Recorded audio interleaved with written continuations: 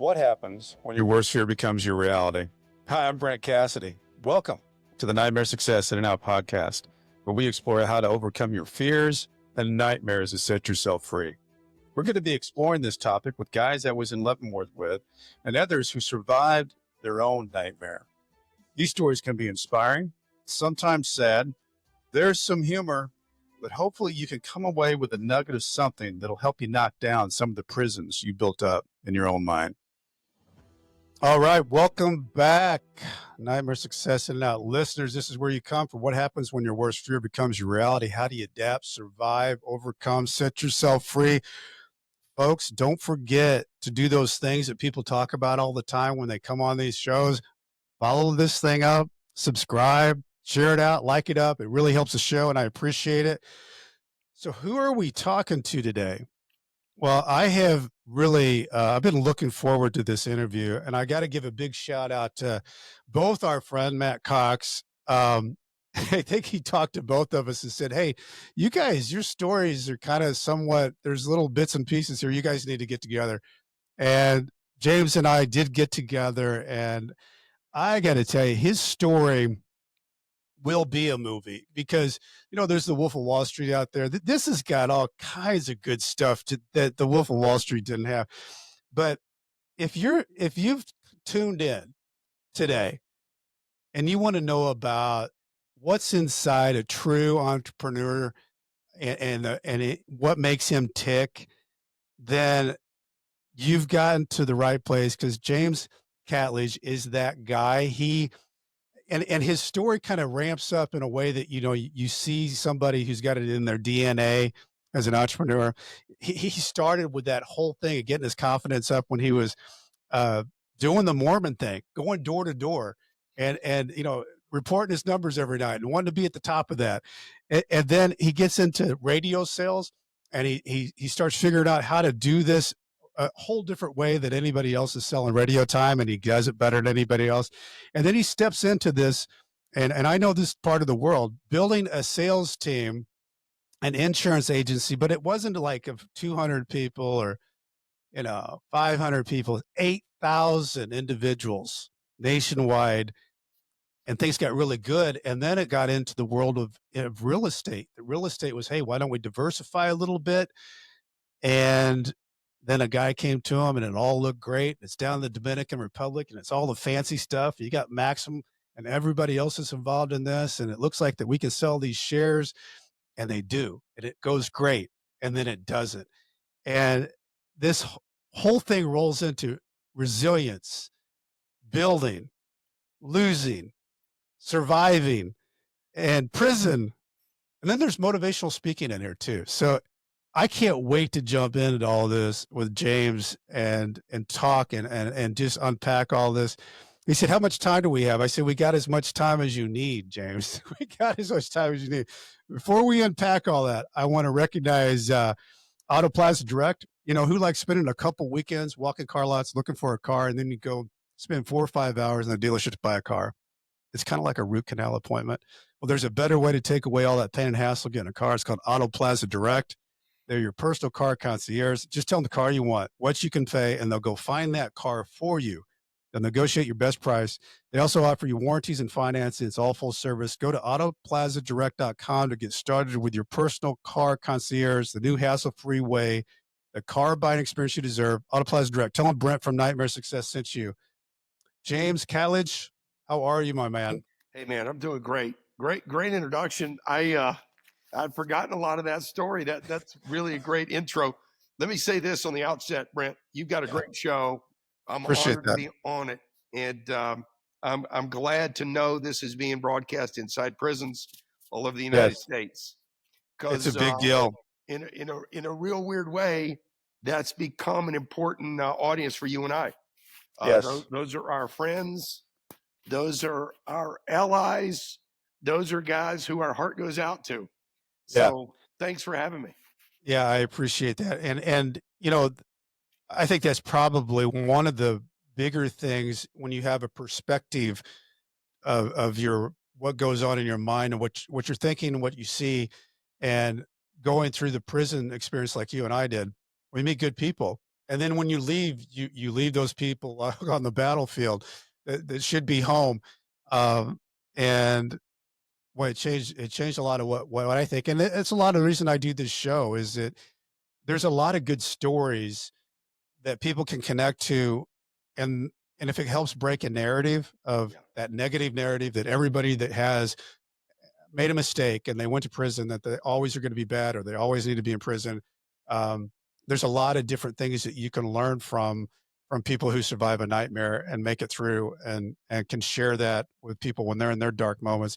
But I want to get to James, your childhood experience is interesting to me Yeah. because well, I'll just tell us a little bit about it because you Sure. had kind of a crazy thing happen when you were 8 years old. But can you walk us through how your life gets started?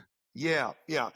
First of all, it's really important to point out that I am completely aware that I had a great childhood, and I was 100% raised by a mentally healthy single mother, and I know many people that are tuned into your show may not have the blessing of that, but Right. relating to this story, my brother's 5 and I'm 8. There's only 2 of us. My mom and dad are married on this day. My dad takes us to the movies. It's in the middle of summer. We get dropped off with a babysitter to attend the movies. Dad leaves us there with the babysitter. We watched the movie. The movie was King Kong. I'll never forget this day. Uh, at the end of the movie, it's a long movie. It's like 3 hours and 15 minutes. End of the movie, babysitter calls from a payphone, my dad, and he needs more time for whatever he's involved in. And so she's instructed to take us to a restaurant inside the mall area. So we finish there. Dad picks us up on the curb, runs us home, sits down on our bed. Now we have bunk beds. My brother's on top, I'm on the bottom. Dad takes us into our room, babysitter's in the living room, sits down on the edge of our bed and he says this, he says, hey, your mom and I are getting divorced and I'm leaving and I wanted to tell you myself. And so if you got any questions, now I'm 8. You're 8 years old. A lot to take in as an 8-year-old. I'm 8 years old. And he says, and I'm very intimidated by my dad too. He's a strong, disciplined, put together guy. He's somewhat distant in his emotional availability. And so I have no question. Is there a whip somewhere in the background of this story? He does have a whip that hangs on his chair. That's it's more used as a visual understanding that this is possible. And of course, I tested the limits of that and saw that a few times myself. Yeah. It was whipped for sure. Not abused, but certainly spanked with that thing. Yeah, well, I think we all were at this. I think I'm 58 years old. Being spanked was just part of what you did as a kid, and For that's sure. how it happened. That's exactly right. So that was my situation. But on that day, he says, I'm leaving. If you got any questions, now. Did you see this coming, James? No. My mom and dad had some verbal warfare, back and forth. As a lot do. Yeah, I just assumed this is what parents do. They fight with each other. But it wasn't physical. No, nothing physical. I've never seen my dad physical with my mother ever. But it was a lot of verbal, disrespectful communication back and forth. Certainly unhealthy. That's the only warning I would have had. But I didn't even know really divorce. I mean, we're in Memphis, Tennessee, in the middle of the heart of the South. Divorce is really an unusual thing. People stay together. They raise their kids. They go to church on Sunday. It's not, divorce was kind of like an anomaly. It wasn't a regular pattern at that time, at my age. So my little brother's got nothing to say. I've got nothing to say. Dad hops up, walks out the front door. I watch him back out the driveway with the babysitter to take her home. And now I'm 8. I decided probably ought to call mom. She's got a new job. She's at an office working at a law firm. I dial her up. And I said, hey, Dad's left. I think you ought to know this. And she said, what do you mean left? And I said, well, he just said to me, you two are getting divorced He's leaving, and goodbye. That's just what happened. And she said, okay, I'm on my way home. Well, when she's on her way home, I go to kind of explore around this little house. We got 1,500 feet on one floor. I go exploring the house, and all the doors are locked from the outside where I can't get in these doors. And I thought that was kind of weird. My mother, when she gets home, gets a little butter knife and kind of gets through the lock a little bit and gets in. And we learned that a lot of the stuff's gone. You know, a lot of the stuff that belonged to my mom and dad is gone. And that's what he needed the time for. That's what the movie was. That's what the restaurant extra time was about. And that's why we were with a babysitter. He basically took stuff. Took all the stuff. Yeah. That my mom would need to, you know, kind of restore to have a normal, you know, house. But that on that day, little James was now the man of the house. And whether, you know, at 8, you don't know quite right what that means, but I did feel a protective internal drive to protect her and protect him, my little brother. And that's the way it began. And I believe on that day, I kind of grew up. I don't recall much prior to that, but I recall almost everything photographically after that. And I can tell you, I was in what they called an old soul, older. If you met me at 8, you'd have thought I was 15. Yeah. If you met me at 15, you say the guy's going on 30. I always was older mentally.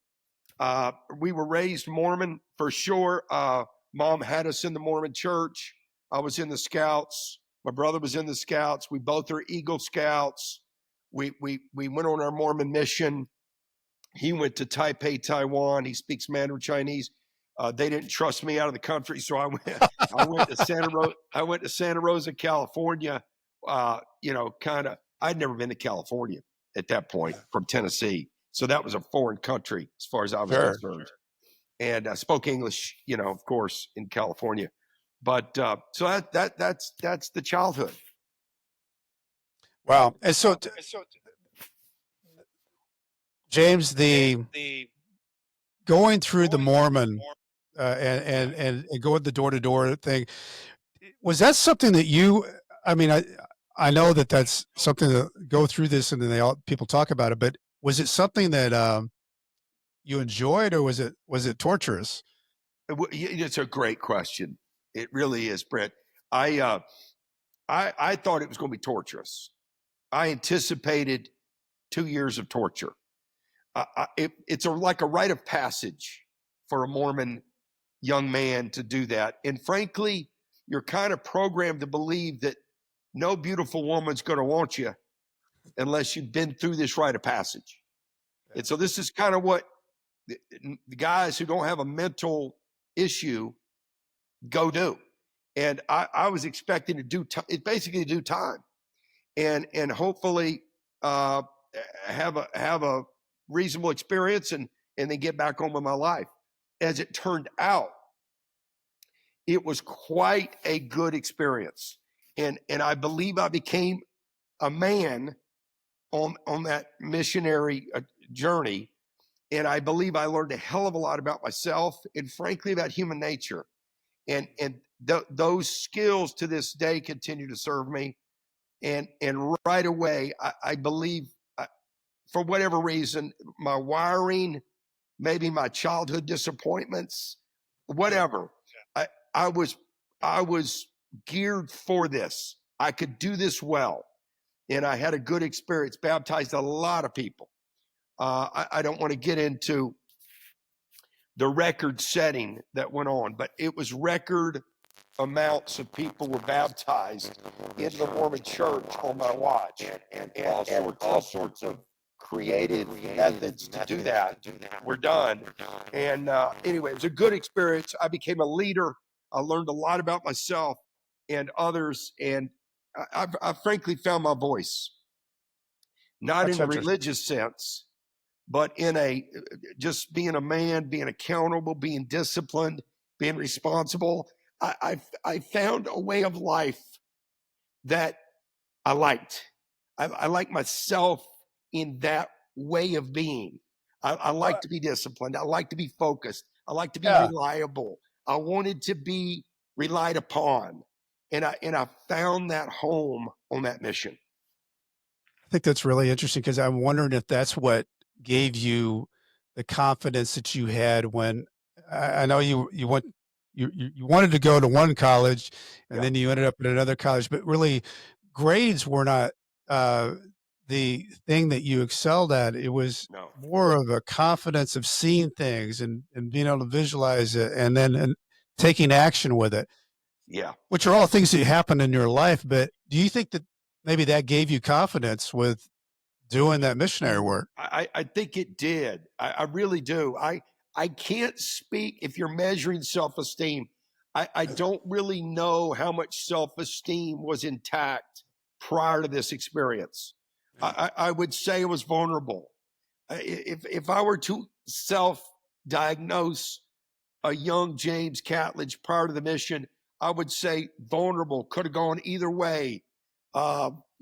Just Yeah. it's a 50-50. But the mission anchored me. I would say it did give me a high level of self-confidence. I left the mission feeling like I could set my mind to things and do them. I really did. I think, Well, and the reason I ask you that yeah, question is that I noticed in a lot of the different things about your life is that you had a lot of confidence and got people to believe around you, hey, this is what we should do. Maybe yes, we haven't done it before, but actually this is the way we should go with it. And that's an ingredient for building things and to lead things is people have to believe in what you're saying. So you get out of college, what's the next step? yeah. Well, getting into college was difficult, but once I got in there and got out, I was recruited. I had to work through college. I didn't have any uh, scholarships or anything like that. I had to pay all the bills, the rent, the tuition, the food. If it required finances, I had to pay for them. So I worked full time while going to college, and I was recruited by one of my accounts. I was an account executive with a radio station. One of my accounts was Miracle Ear Hearing Aids, and the owner of it's a franchise system where this gentleman named Barry Finley owned 5 franchises, the locations, and he owned them in Las Vegas. And he was using me to do the advertising on the radio station. And so I would write the ads, we would produce the ads, and we would run them on my radio station where I worked. And he said, listen, when you finish your schooling, would you consider coming to work for me and maybe supervising, general managing my franchises that are located in Las Vegas? Because he lived in Salt Lake City where I was working. And I said, I don't know anything about hearing aids. I'm not an audiologist. I'm not a doctor. What are you talking about? He said, no. I'm not talking about being an audiologist. I'm talking about supervising the selling of hearing aids. He said, I have audiologists. They know how to test the hearing. They are licensed and credentialed.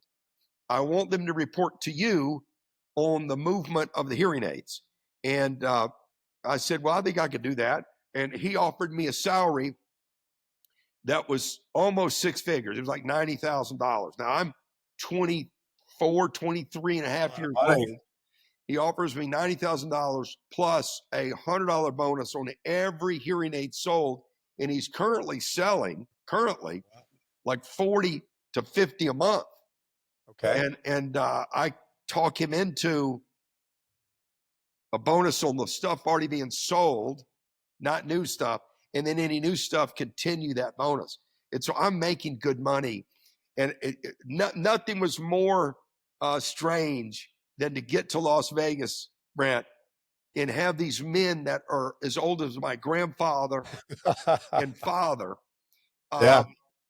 You're managing. Reporting to me in a supervisory way. It was, you talk. I got to tell you, I so identify with you, James, because when I moved down to Texas, I think I was telling you this earlier, I was 22, getting ready to turn 23, and I was recruiting and interviewing people that were, some of them were 60, Right. some of them were in their 50s. And so you almost have to just decide, it's kind of like sports. That's what we're This doing. is what we're doing. Yeah. Yeah. And they quickly realized this is what we are doing. And it is a decision. Hey, listen, if you lack self-confidence, if you lack self-esteem, you cannot do this, because they will tear you apart. And these are mature men who know the way life works, and they know I don't. And so I did have I remember having a conflict with one of them, and I said, hey, look, if you're waiting on me to leave, you got a long wait. You better make a decision to go sell hearing aids elsewhere, because I'm going nowhere, and this pressure that you're feeling by my presence is not going away. So you're going to sell hearing aids. We're not just testing hearing. You're way too credentialed to just be a tester. You've got to help people understand the miracle is in the purchase. The miracle is not in the testing. And so I ended up having to talk these old men into how to sell hearing aids. And we sold a lot of hearing aids. And at the end of a year, I had a 1-year contract that was renewable every year. At the end of a year, Brett, I made the decision that this bored me. Even though I was making a lot of money, I'm single. I have no debts. I have no credit. I was a really no debt guy, no credit card guy. I pay cash for my stuff. And I'm making more money, frankly, than I need. Oh, I mean, at that time period, when you're that age, it feels like that could be the richest you've ever will be, because you don't have really a whole lot of. I know at that point. Exactly. I mean, seriously, I don't know a lot of people at that young age, but I felt like I was the richest guy I knew. Sure. And I like that feeling too. Yeah. That's another thing. I like that feeling. I wanted to be that guy. And so my bishop in the Mormon church, and I'm active in the Mormon church as a single guy making money. My bishop says to me, you should sell insurance. And I said, sounds like a scam to me. What are you talking about? Why, what do you? I don't believe in insurance. Nobody in my family owned insurance. Yeah. Nobody in my family planned that far out. It just sounded like, I'm going to give you how much for how long, and you're going to pay me millions. What are you talking about? It did sound like a scam. And he was a trusted guy. So I said, I just need you to explain to me, before we talk about a job, explain to me how it works. What's the math on this? Does it work? Is it a scam? Now, I knew insurance was somewhat legitimized throughout society, but I didn't know anybody had policies, and I'd never discussed their policy with them. And so this bishop began to unfold for me my understanding of this financial instrument. And for the first time in my life, I understood actuarial details about how a life insurance policy worked that made sense. But I never thought about it, and it never registered with me prior to this conversation. So he had never had these conversations before with anybody he had hired. And he was running a very successful agency. And I was asking these crazy questions from a very suspicious angle. Sure. And he knew that. And he wanted to hire me desperately. He gave me a proficiency test and scored that. This guy and our friends today, we had lunch about a month ago here where I live in Las Vegas. And his name is Chris Zockel. He's a dear, beloved friend. And I remember this interview where we go into this proficiency test. He's telling me all about how I did in the test and everything. He hires me. I'm now in financial services, and I worked for him for 3 years and really was tutored well. He taught me so well. I was a sponge learning the way he was a master of this domain. And I wanted to be as good as he was at this. And so he taught me. And I'll let you continue to ask questions. But up until that moment, I worked for somebody else in financial services. So is that at that time, because you had such a good mentor, and a lot of times you read these books, and that's there's mentors scattered throughout. But you also have to be the person that's humble enough to take on a mentor, to ask the questions that I don't know this, and then absorb it like a sponge. And I think that's something, James, that is a good piece of a nugget of wisdom to somebody that's listening is that when you're new at something and you got somebody around, there's nothing wrong with saying, "Hey, I don't know. How do you do this?" Yeah. And a lot of times the guys that are getting it right, they want to share with you how they're getting it right because they feel really good about the fact that they got it. They've got this down. So true. So true. I've talked to my mother about this at length. My mother's still alive today. She's 81 years old. And she said, for whatever reason, when your dad pulled out, you began to seek male role models, and they became mentors to you, whether it was your scoutmaster, whether it was your mission president, whether it was your first job at the radio station when you got home. Then it was Barry Finley at the hearing aids, and now it's Chris Zockel at the insurance. You're right. And I think there is a message in there, unrelated to me, but related to perhaps a young person trying to figure it out. You have got to be willing to subject yourself to coaching. You've got to be humble enough to take notes. You've got to be reliable yourself. You can't expect a mentor to come to you. You've got to be willing to go to them, go to the mountain, right, go to where the information is. And for me, I just wanted to be great. I just want, whatever I was going to do, I wanted to be great at it. I didn't want to be embarrassed at being mediocre. I'm not wired to be average. And so there's these vulnerable windows when you start something new where the vulnerability outruns the success. The lack of knowledge is larger than your self-esteem. And you've got to be willing to close down that gap as fast as possible. And if you're wired like me, you've got this thing on overdrive night and day, trying to close the gap between lack of knowledge and knowledge, putting in the hours. And with Chris Zockel, I did that. I mean, this man taught me the business. And I was a student of the first order.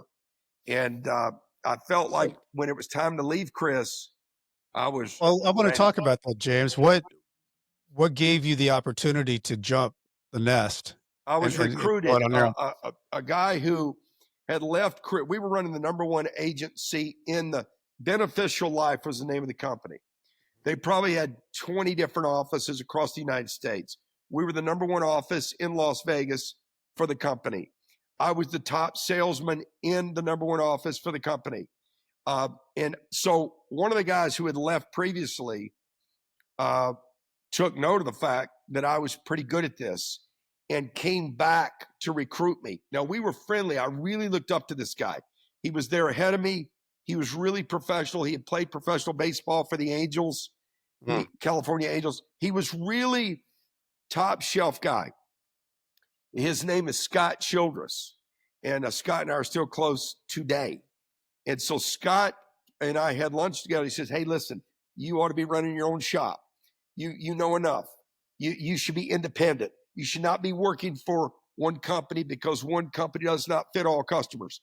And that really appealed to me. I thought, you know what, you're right. I sit with a lot of people and my products don't fit that scenario. And so he talked me through the rationale of being independent. And he was going to help me get contracts lined up. And of course, he was going to override my activity. If I worked with him, he was going to override my activity. And I was all for that. So Scott Childress recruited me into a company called World Marketing Alliance, located in Atlanta, Georgia. They had just founded the company in 1991. This was 94. So they were relatively, coming off the foundation phase of the company. And I show up there and I'm already trained in financial services. And I just needed a place to plant my flag and kind of apply these skills that had been amassed in these other industries over the years. And that's where my life took on a whole new trajectory, really. James, you at this time, how old would you have been? 27, 26. You're a young man. Yeah, So, still young. Yeah. and you plant this flag in Las Vegas? Yes. Okay. And when you started building, because you talk about 8,000 plus agents, one of the things that I've always seen in sales, however you build, you got to have good systems and you got to have good training. Did that all just start from the beginning with you on making that happen? No. And you're so right. It does require exactly what you just said. The systems have to be duplicatable. If you're going to scale it, it's got to be something that every person can do and understand easily. And I learned that from the mission. Our mission is like that. Our mission was systematic. Our mission was duplicatable, accountability. So you got real good at it. I had steered away from that over at Beneficial Life, because it was just me as a solo artist, and my emotional IQ is pretty high. I've had my real IQ tested too, but my emotional IQ is much higher. And so I'm in a position to literally be nimble and agile without a script, and that's not duplicatable. And so it's almost the enemy of scalability. I was almost destined to be a solo operator, not really wired to be a team builder. And so what I found at World Marketing Alliance was a guy running the company named Hubert Humphrey, who was an expert at what I was completely deficient in. Awesome. I did not know systems the way Combine the forces. Yeah. So my energy, my passion, and his system was almost like a dynamite stick. And he literally took me under his wing. I spent a year there off his radar. I made $288,000 my first year in business at World Marketing Alliance. And I remember getting a call from Hubert Humphrey. He's the CEO of the company, and there's thousands of agents, thousands. And I think I've got 5 at the time. I think I've got 5 agents. And these are my friends from Beneficial, who when I left, they left. I mean, I really don't have scalability skills. Okay. Hubert Humphrey called me, and I'm in my office, and I think I'm a big shot. And I've got 5 guys with desks in my office. The lease is in my name. I've got a receptionist out front. I'm a legitimate business. Right. And Hubert Humphrey calls me, and he says, "Hey, boy," it's the way he talks, right? He's from the South. He's from Macon, Georgia. "Hey, boy, how's it going? Just want to congratulate you. You had another great month." He says, "When are you going to come out and see me?" I said, "Well, I'd be honored, to come out and see you. Let's set that up." And he says, "I want to tell you something." And this statement changed my life, Brent. He says, "You do know I can replace you with 3 average guys." Right? And I said, I didn't really know what he meant by that. Because in my mind, you can't replace me.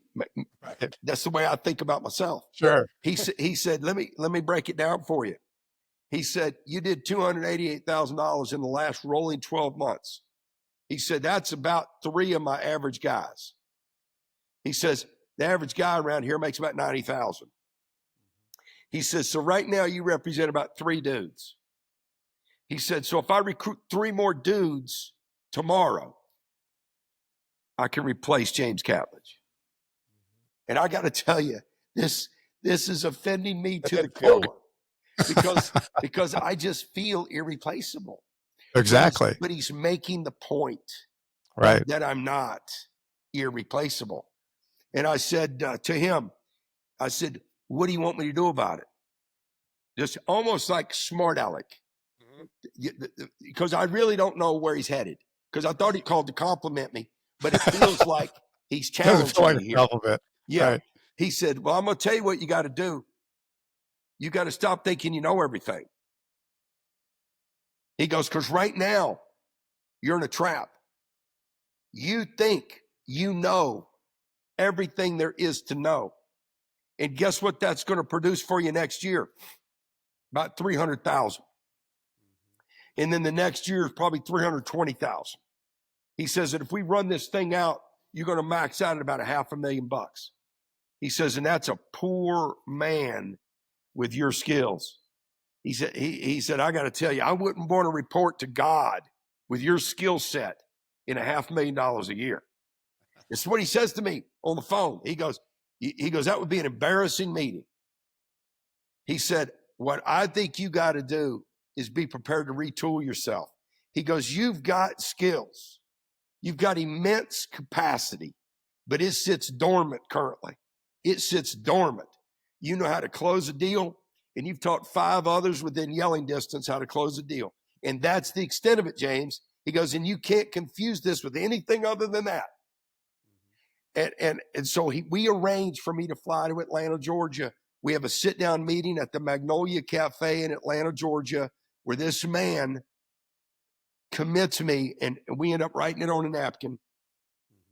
I will move at the speed of instruction. This is what's on the napkin. I will move at the speed of instruction, and I will do precisely what you tell me to do relative to the system. Love it. And we write that on a napkin. I sign it, he takes it.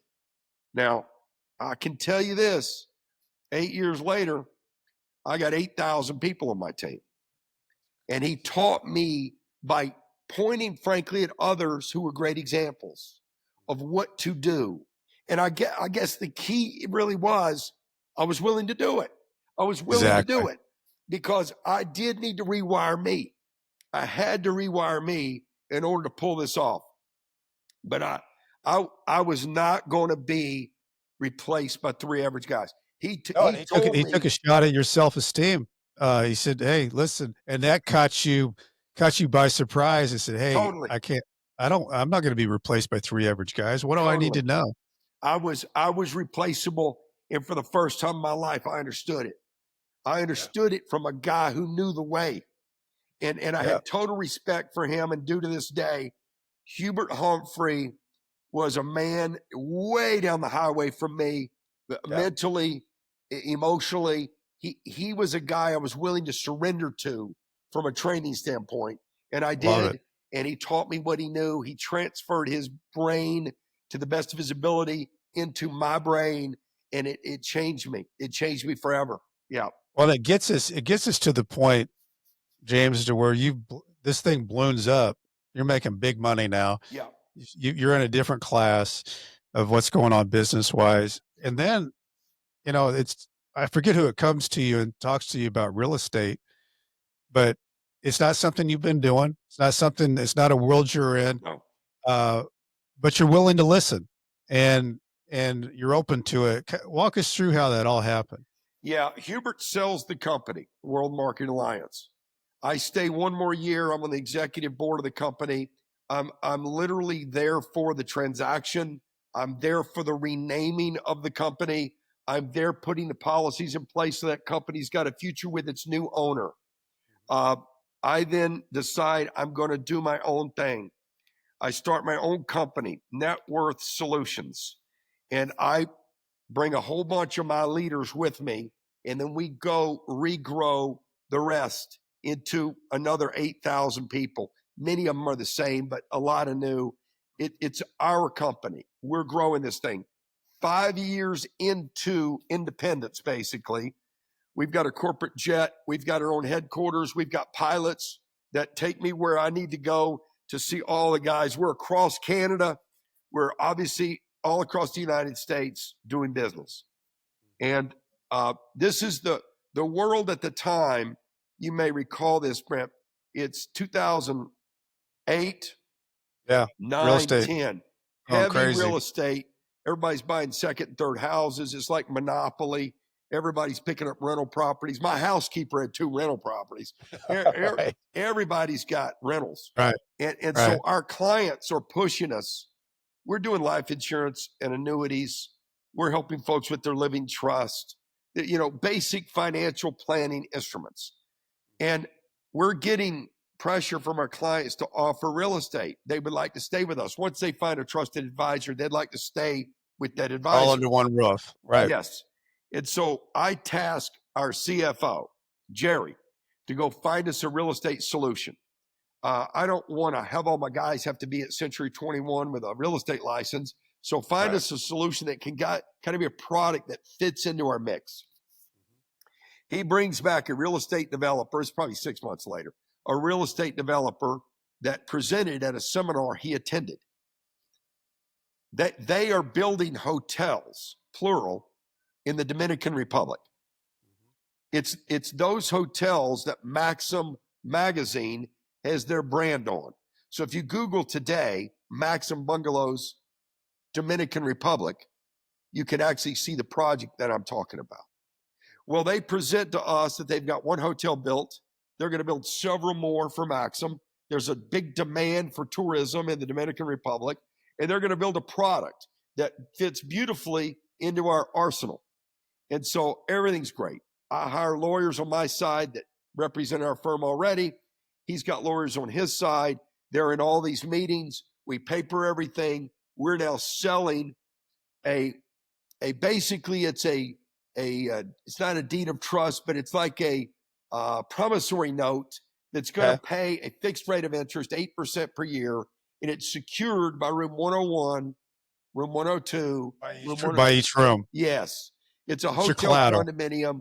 The deed of the hotel secures the note. All right, so it's what they did. The lawyers, they deed fractional the hotel, ownership, and then they fractionally deed 240 deeds off that like one. A fractional jet. That's it. The same thing. Yeah. Fractional jets, fractional condos, fractional hotels.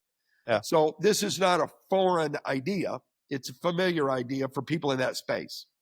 Well, we do this for 5 more years. We raise $180 million for them. They build 2 hotels in addition to the one they've already got. We're in the middle of building the 3rd one. This is 2009, when they tell me they need more money. Now, the way it works is we're busy selling this for a fixed price. You can't just raise the prices.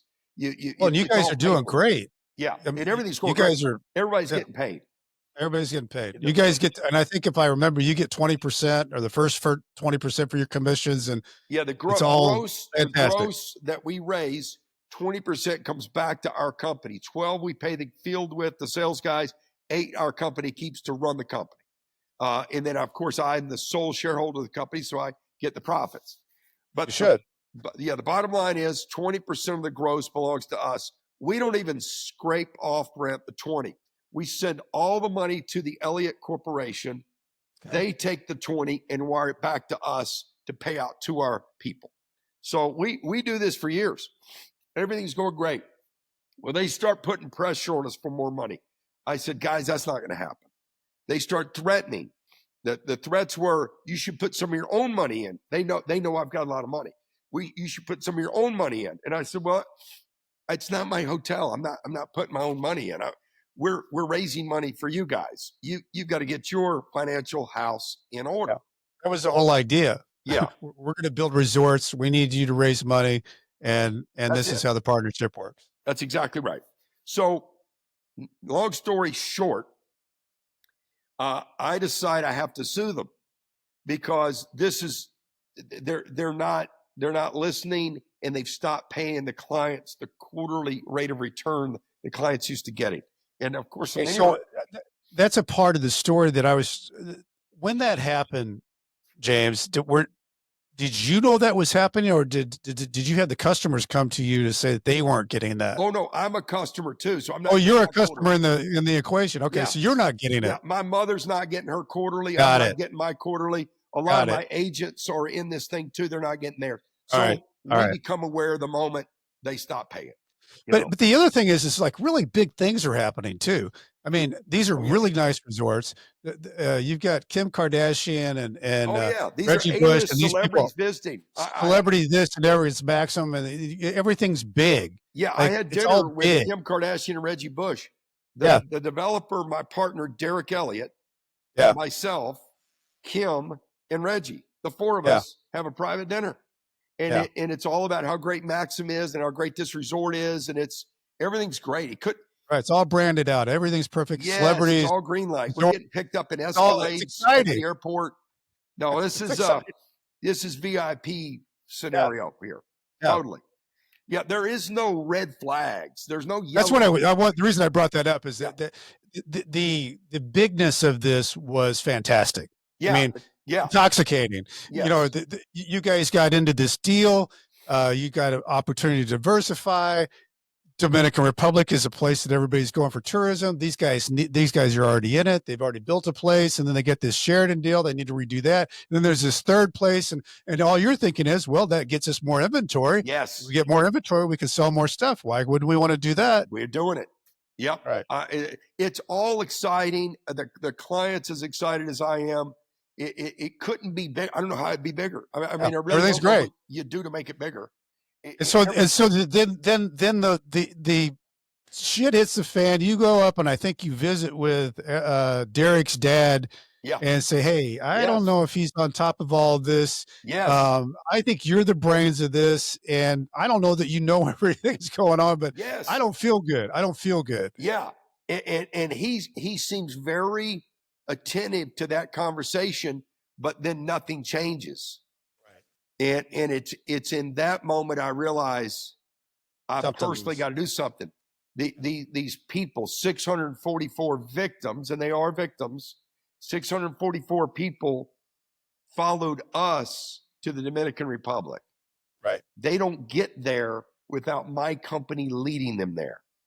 And so as good as it is, and we have owners weeks every year in June where everybody comes down, they stay at the hotel. We've had the Beach Boys there.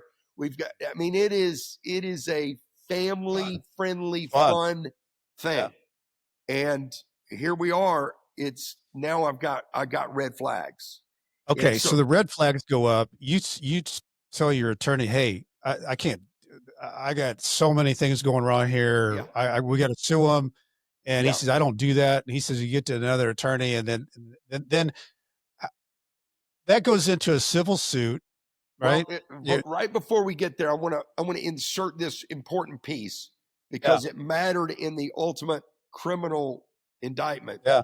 It mattered. The reason we're able to do this podcast today and I'm free is because of this moment here. My attorney, my first attorney, who was there when we set everything up at the Elliots, says to me wisely, he said, James, I graduated with the criminal chief of the Department of Justice for the Attorney General's office here in Nevada. We graduated together at Brigham Young University Law School. He said, I don't know if this is a criminal enterprise. I don't know if there's a crime in progress. I hope not. But by God, if there is, why don't we just walk across the street with a box of all the sales materials, sit down with Rusty Marsh. That's his name, Rusty Marsh, Russell Marsh, for those who are following up thoroughly. We cross the street to meet with Russell Marsh. Russell Marsh says, thank you. I'll look into it. He's the chief. Now, all prosecutors in the criminal division report to Rusty Marsh. So he can assign a prosecutor. He can assign FBI agents. He can manage this. So my attorney says, what's the next steps, Rusty, for James? And he said, well, I'll have a couple of agents go out and meet with him. Okay. And they can ask him whatever questions they want to ask, and we'll take it from there. But really appreciate you bringing this to our attention. Okay. Okay. So this is November of 2009. Okay. My attorney says to me, this needs to remain private. This needs to remain secret in case we need to sue them. So this is before we get into civil litigation. Okay. So this box has been dropped I didn't know that. I didn't know that one was before the other. Yes. Glad you stopped and reversed. It's really an important piece of the story. Yeah. Because basically it lets the world understand on the record that I believe there's a problem, and I believe it's significant enough that I'm willing to meet with the FBI about it. And this is a voluntary maneuver between my attorney and I, where we're trying to privately report what we believe could be criminal conduct. We don't know. We have no evidence that there is. Things just don't feel right. Well, we're not getting paid. The clients are not getting what they bargained for. So at a minimum, it's civil. It could be criminal. So break a contract or whatever, there could be. So right. 3-4 weeks later, there's been no FBI agents. My attorney follows up with Rusty Marsh. Rusty Marsh says, "Hey, listen, we're busy. We got terrorism. We got a lot going on here. We're not chasing down the Dominican Republic to look into some business deal you're involved in. Okay, that's the word back to my attorney. So now I know, Brent, I've got to sue. So strategically, I make the decision: none of my clients should pay for this because this is not their doing. So I didn't know what it was going to cost, but it ended up costing $1.4 million to file and chase through a verified complaint. Now, a verified complaint, you probably know what this means. It means that the facts in the complaint are verified factually. The attorney and the firm's reputation is verifying the facts contained in the complaint. And the way they do that is they send private investigative teams down to the Dominican Republic to interview employees, come back with deeds and understanding about hotel ownership and understanding about bank accounts. And then we file. So the whole thing costs $1.4 million. I've got 644 plaintiffs. The law firm divides us into two groups. If you're an agent for my company and own the product, you're in one group. If you're not an agent of my company, but you own the product, you're in a different group. Two law firms financed by me, representing two separate groups of people in one suit. So very expensive, very complicated. We file in federal court in Miami, the Dominican Republic, and Canada.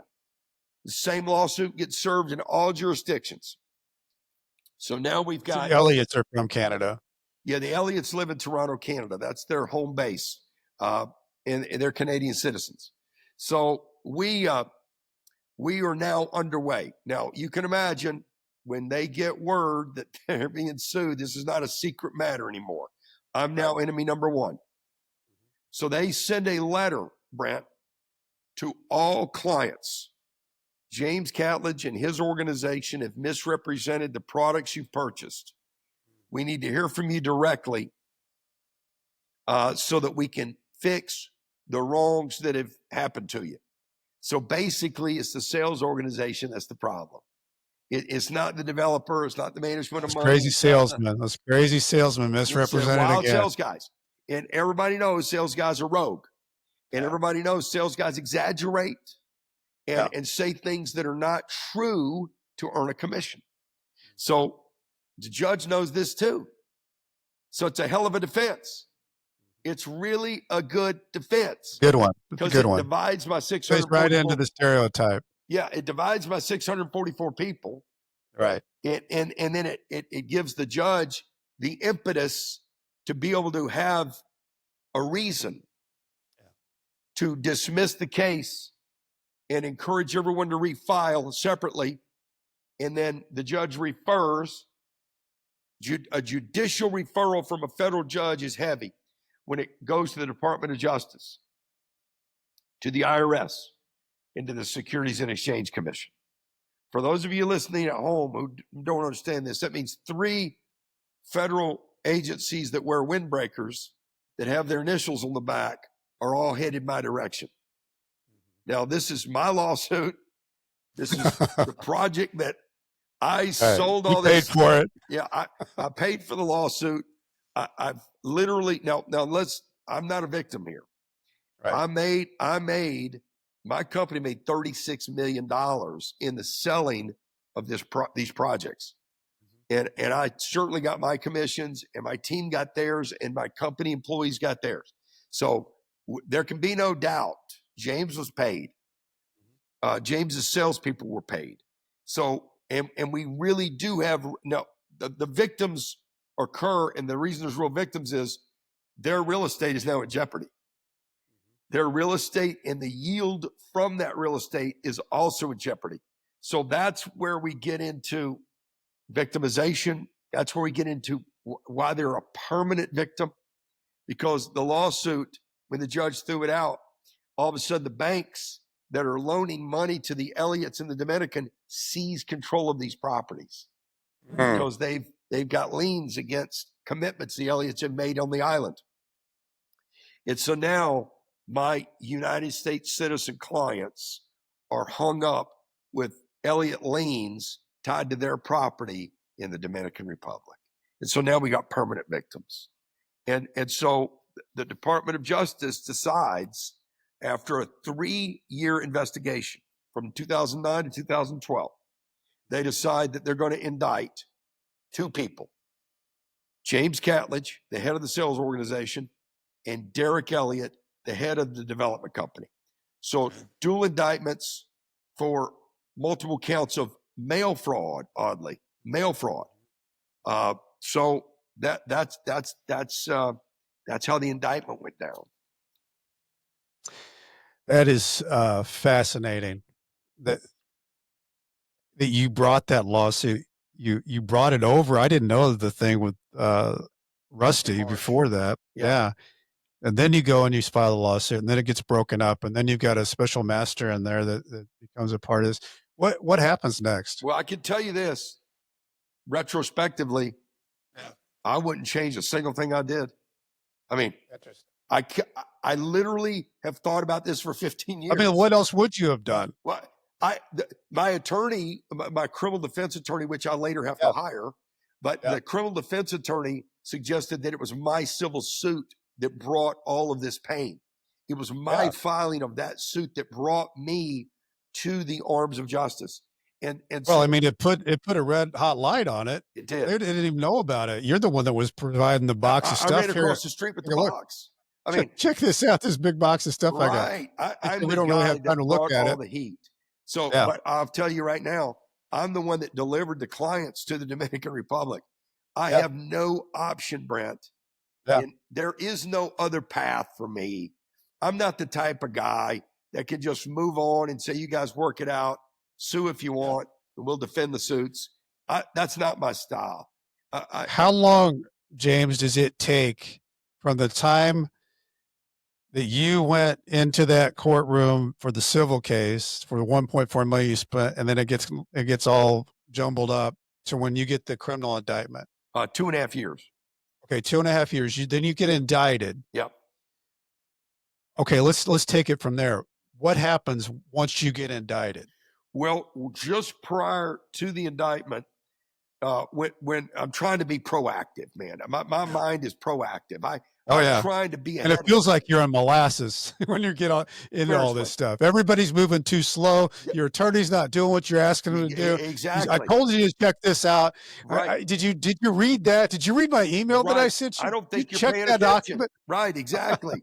That's exactly how I felt. Everybody's moving in quicksand, and I'm up on the shoreline saying, hey, guys, we got stuff to look at here. Right, So exactly. The moment the judge, Alan Gold, the federal judge of Miami, did the judicial referral to the 3 agencies, I now know I need to hire a criminal defense attorney. Right. I convinced my criminal defense attorney to take me to San Francisco, where the case had been assigned, to spend 14 hours with the prosecutor and the 2 FBI agents. Now, he did not want to do this meeting, my guy. He says, this is the stupidest thing I've ever been involved in. You may be the stupidest client I've ever had. James, you don't know what you're doing. Why I'm doing this. You don't know what you're doing, James. Yeah, and you've prepaid me. So if you want to be a fool here, I'm going to let you be a fool. And this meeting, we've signed documents so that they can't arrest you during the meeting.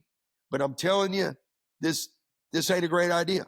And I am so certain that I can lead them to all the mischief, and that I can guide them to where I think things may have gone wrong, and that I can help them uncover what they need to uncover to make sure my clients don't suffer any further. That is my entire objective with all this. And nowhere in my mind are they going to twist this into my wrongdoing?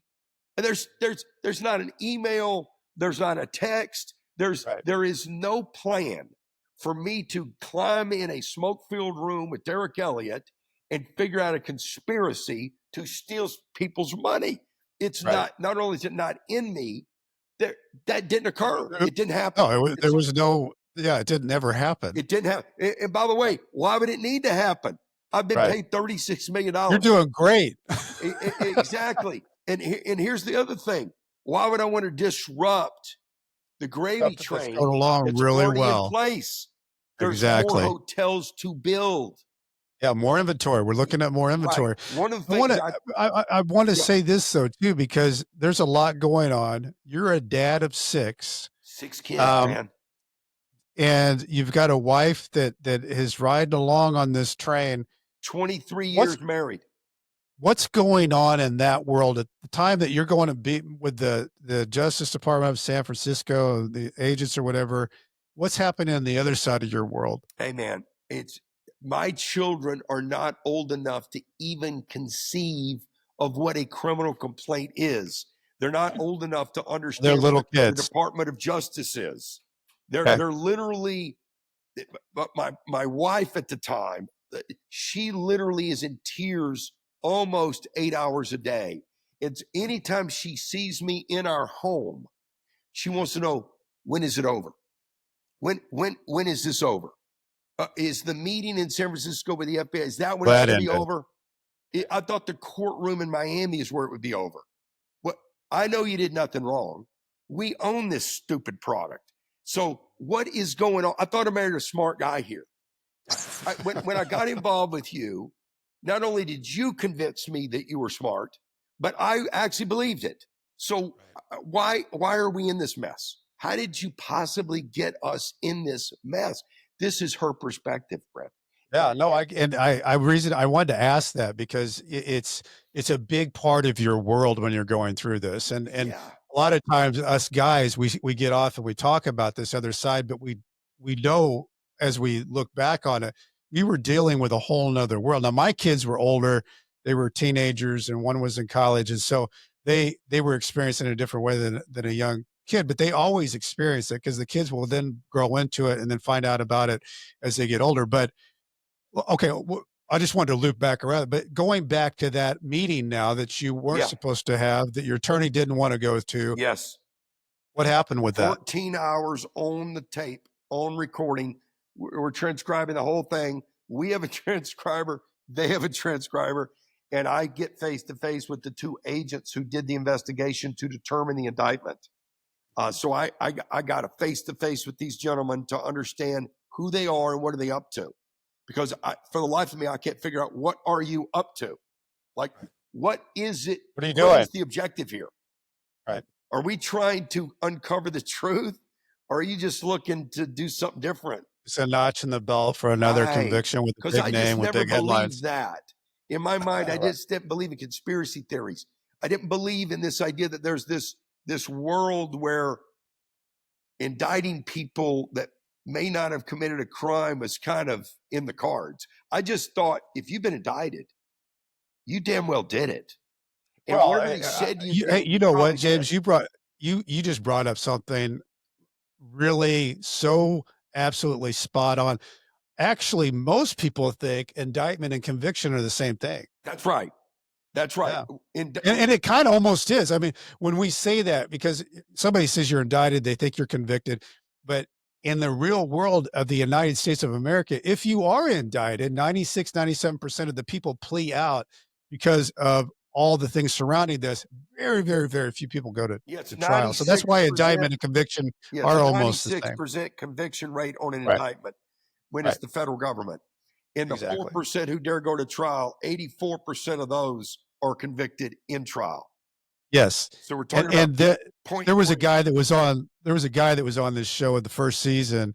He was in the mortgage business and he said, you can go to trial, but he said, it's kind of like the LA Dodgers playing your beer softball league team.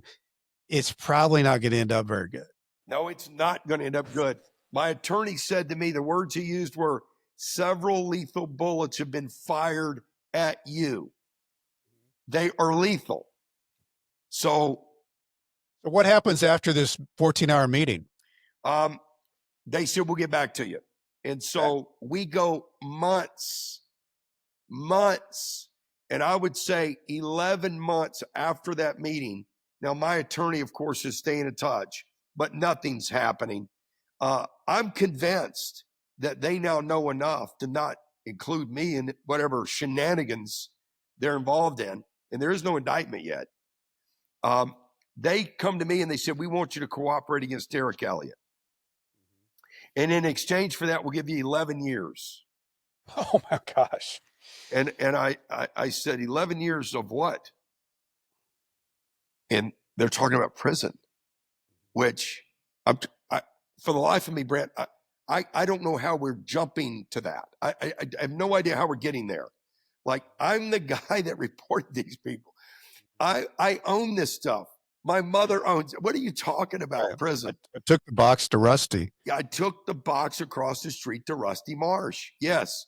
And by the way, in the end, Rusty Marsh, God love Rusty Marsh, signed an affidavit explaining all of this detail in rich detail so that my federal sentencing judge would see it and understand.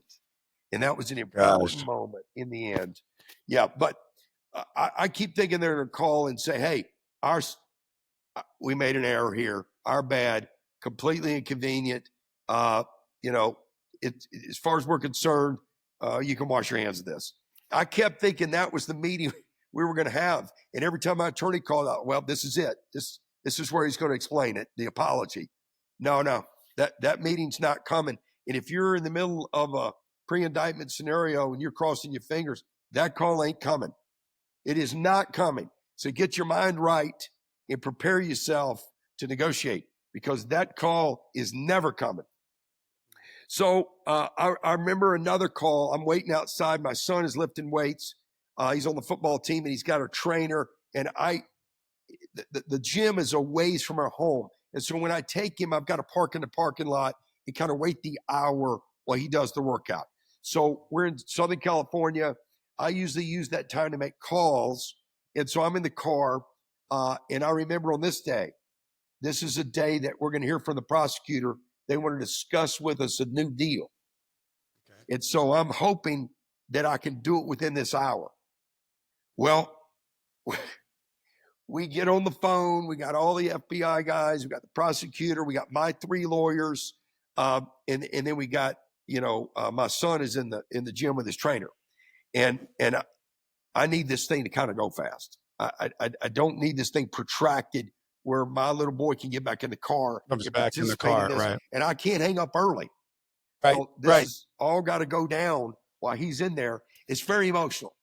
The bifurcation of my life is in this parking lot, literally. Well, I dialed the number. We've looked this thing high and low. The prosecutor says, we've looked this over. We know your guy's not the bad guy here. But he did, we believe, know that the Elliots were skimming. We believe he did know this, that, and the other. And we believe this, and we believe that. Of course, all his beliefs are not founded in any evidence whatsoever, because I know there's no evidence of that. And then he says, my attorney, that's the sad part, my attorney doesn't know what the evidence is. He's just got to believe they do. And so when I talk to him, he thinks I'm a liar.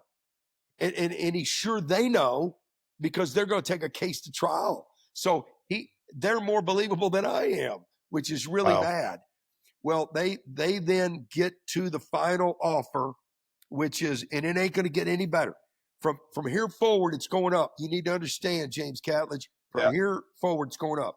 We'll just take it off the table. That's another one. We'll just take it off the table altogether. Right. Just forget it. The fact we're even doing a deal is a courtesy to you. Exactly. 8.5 years is what we're willing to let you do. And that's because we see enough here to understand you could be helpful to us in prosecuting Derek Elliott.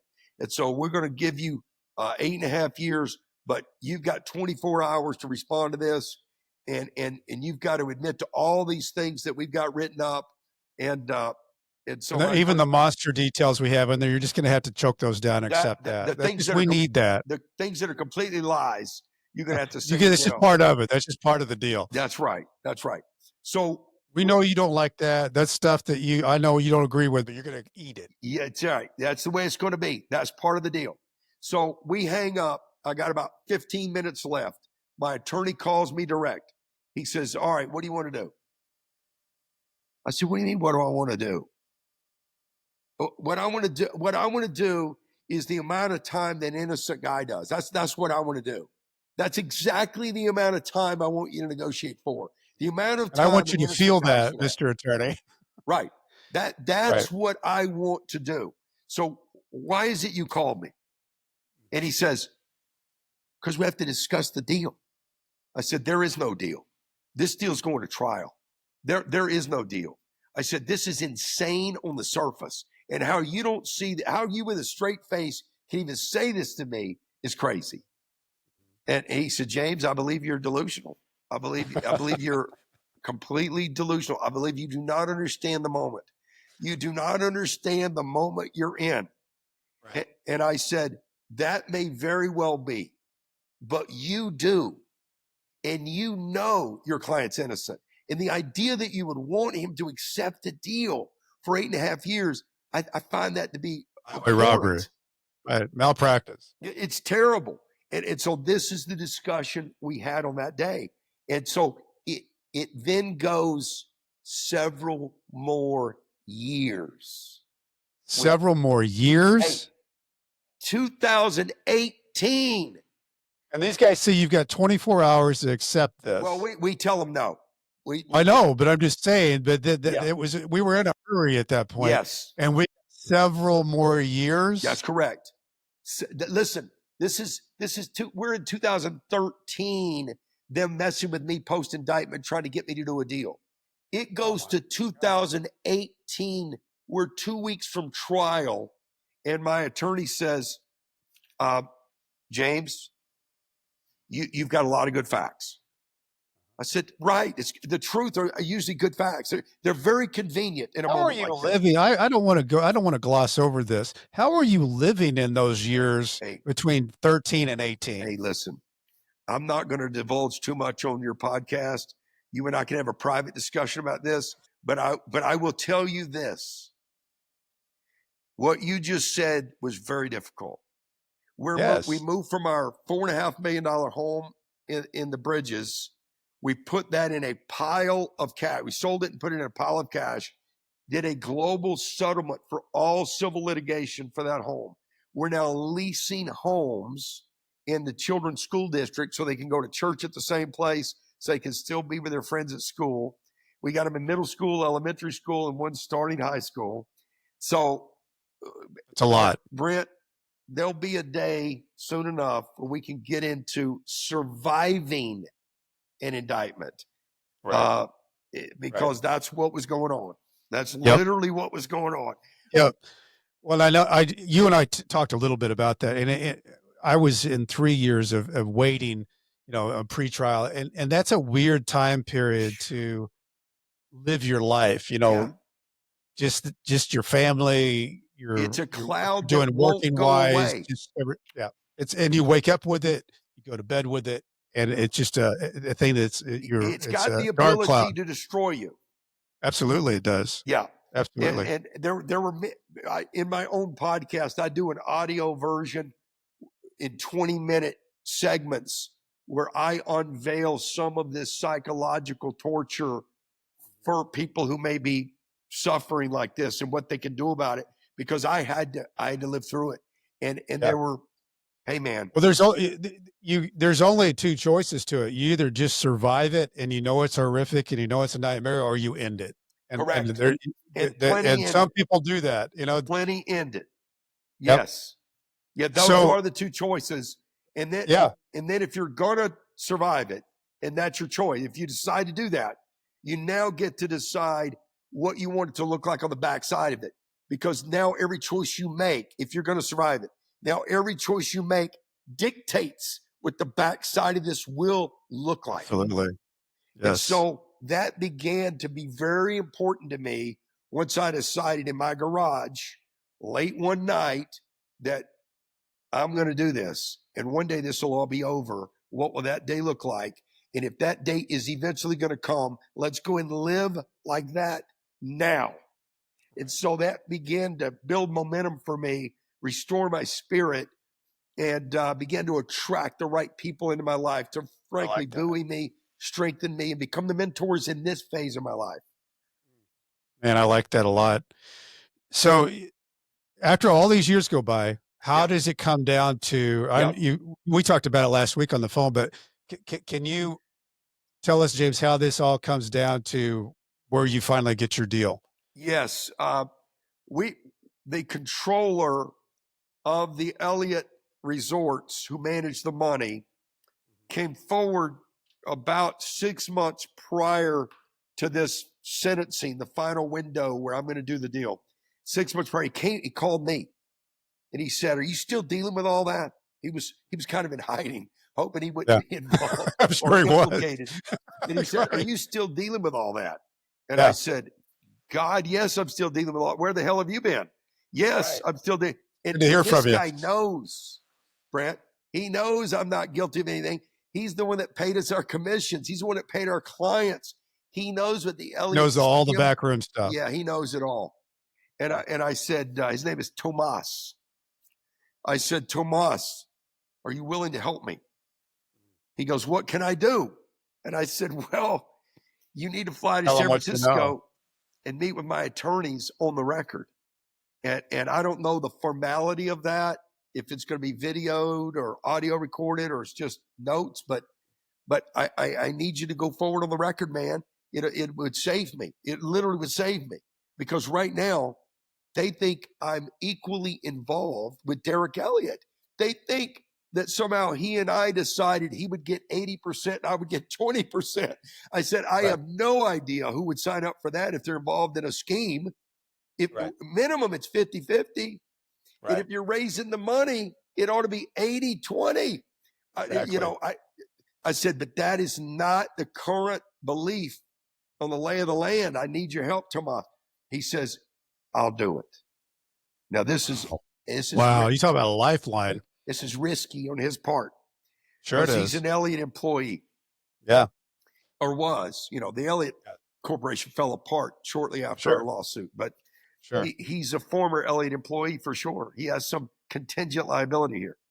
So my attorney coaxes him into coming to San Francisco.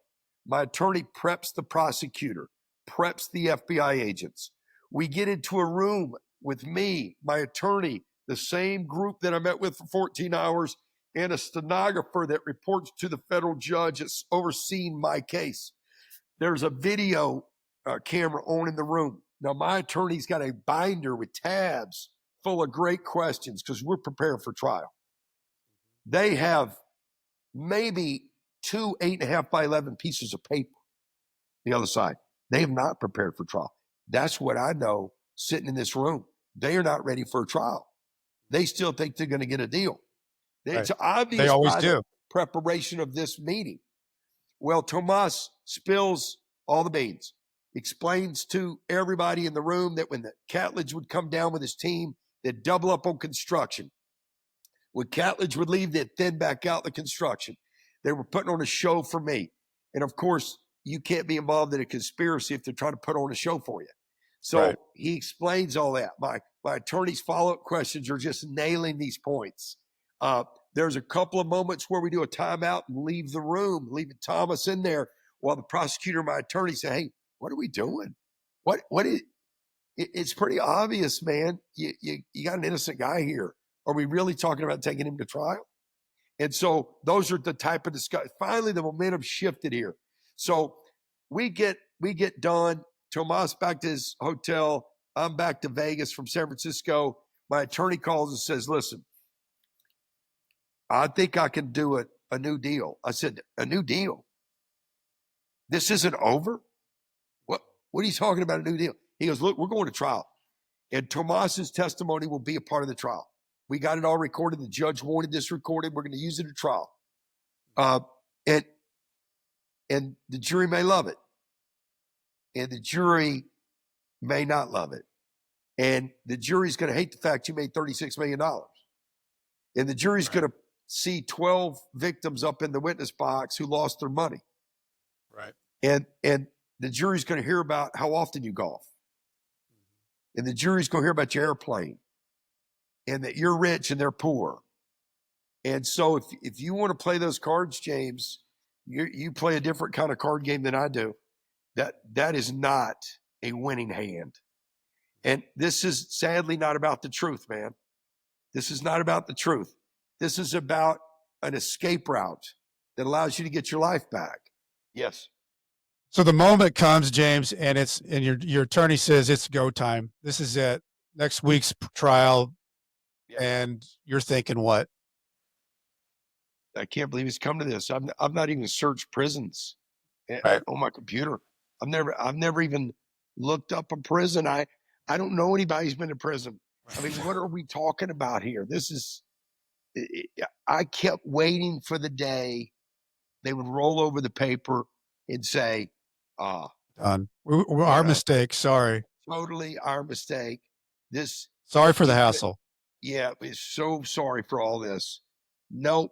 That day never came, was never going to come. I just need to get my mind around the idea that this is happening. Yeah.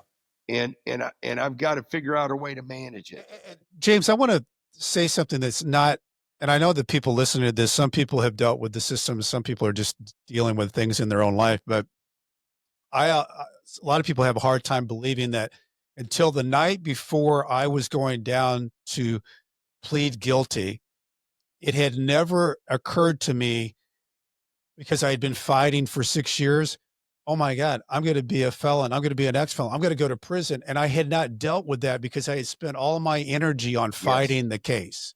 And it's like, all of a sudden, it's like when guys are fighting stuff like that, it's like, it's hard to believe that you really haven't dealt with that, but you can't deal with that because that's not space that you want to go to or live in or be a part of. But then when you finally hit it, it's like, bam, wow. Yeah. I think this is a success trait, truthfully. It's one of those where there's probably a whole group of people who actually are willing to think about the downside of every scenario and not me. I'm only thinking about winning and what winning looks like and how it's defined. Right. And any surrender in the other direction is risking the victory. Exactly. Bring you down. Yeah. So bottom line is here's what happens. He says, I'm going to go negotiate for 5 years with a cap. And I think they'll do it based on what just occurred with Tomas in San Francisco. And I said, you know what?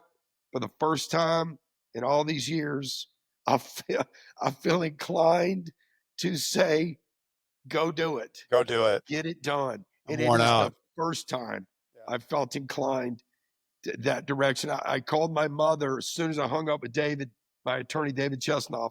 As soon as I hung up with David, I called my mother and I said, Mom, now she's been on this ride from day one.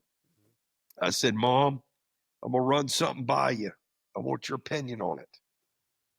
And I explained to her this current lay of the land. And she said, son, I feel good about it. I feel good about it. I said, what? I said, you feel good about your son going to prison? Because that's what we're talking about. We're talking about agreeing to go to prison. Not fighting it. We're now surrendering to giving it to them, right? Yes. She said, I can't explain why I feel that way, but I think it's right. I feel like it's the right moment. It's the right time. And you got to end this, son. You got to end this. It's been too long. It's too long. And so with that tacit approval, I felt strongly that I'd made the right decision. This was almost a confirmation. Yeah. So I waited, I guess it was probably 2 days. David and the team, they always call me as a team when they're trying to talk me into something. Right. David calls me for announcements, but if they got to move me, they call as a team. And clearly they've strategized. You're going to say this, you're going to say this, and I'm going to hit heavy on this. You can tell it's been a team approach with dealing with this crazy guy, Catledge. So they called me and they said, "Are you sitting down?" And I said, "Yep, I'm sitting down, but whatever you got to say, I can handle standing up." Right. He said, "We got a deal." I said, "Explain to me exactly the deal." He says, "We got a 5-year cap. No matter what the judge thinks or says, it's capped at 5. We have the right to argue down to 0. And they're going to resist that. That's part of the deal. They're agreeing to fight you to 5, and we're agreeing to fight them to 0. I said, "Well, what about this statement of facts? We can't agree to this. This is false. Right. I'm not going to say to a judge that this occurred because it did not. I won't do that." And he said, "Well, James, the 4 corners of the law require us to do some very specific things here. So why don't you let me kind of figure out how to work with them on this, and we can get it." I said, "Listen, I promise you, you're not putting me. You don't want to have me in front of a judge with my arm to the square, swearing to things that are not. I actually won't do it. So we need to come up with language that I can say I did."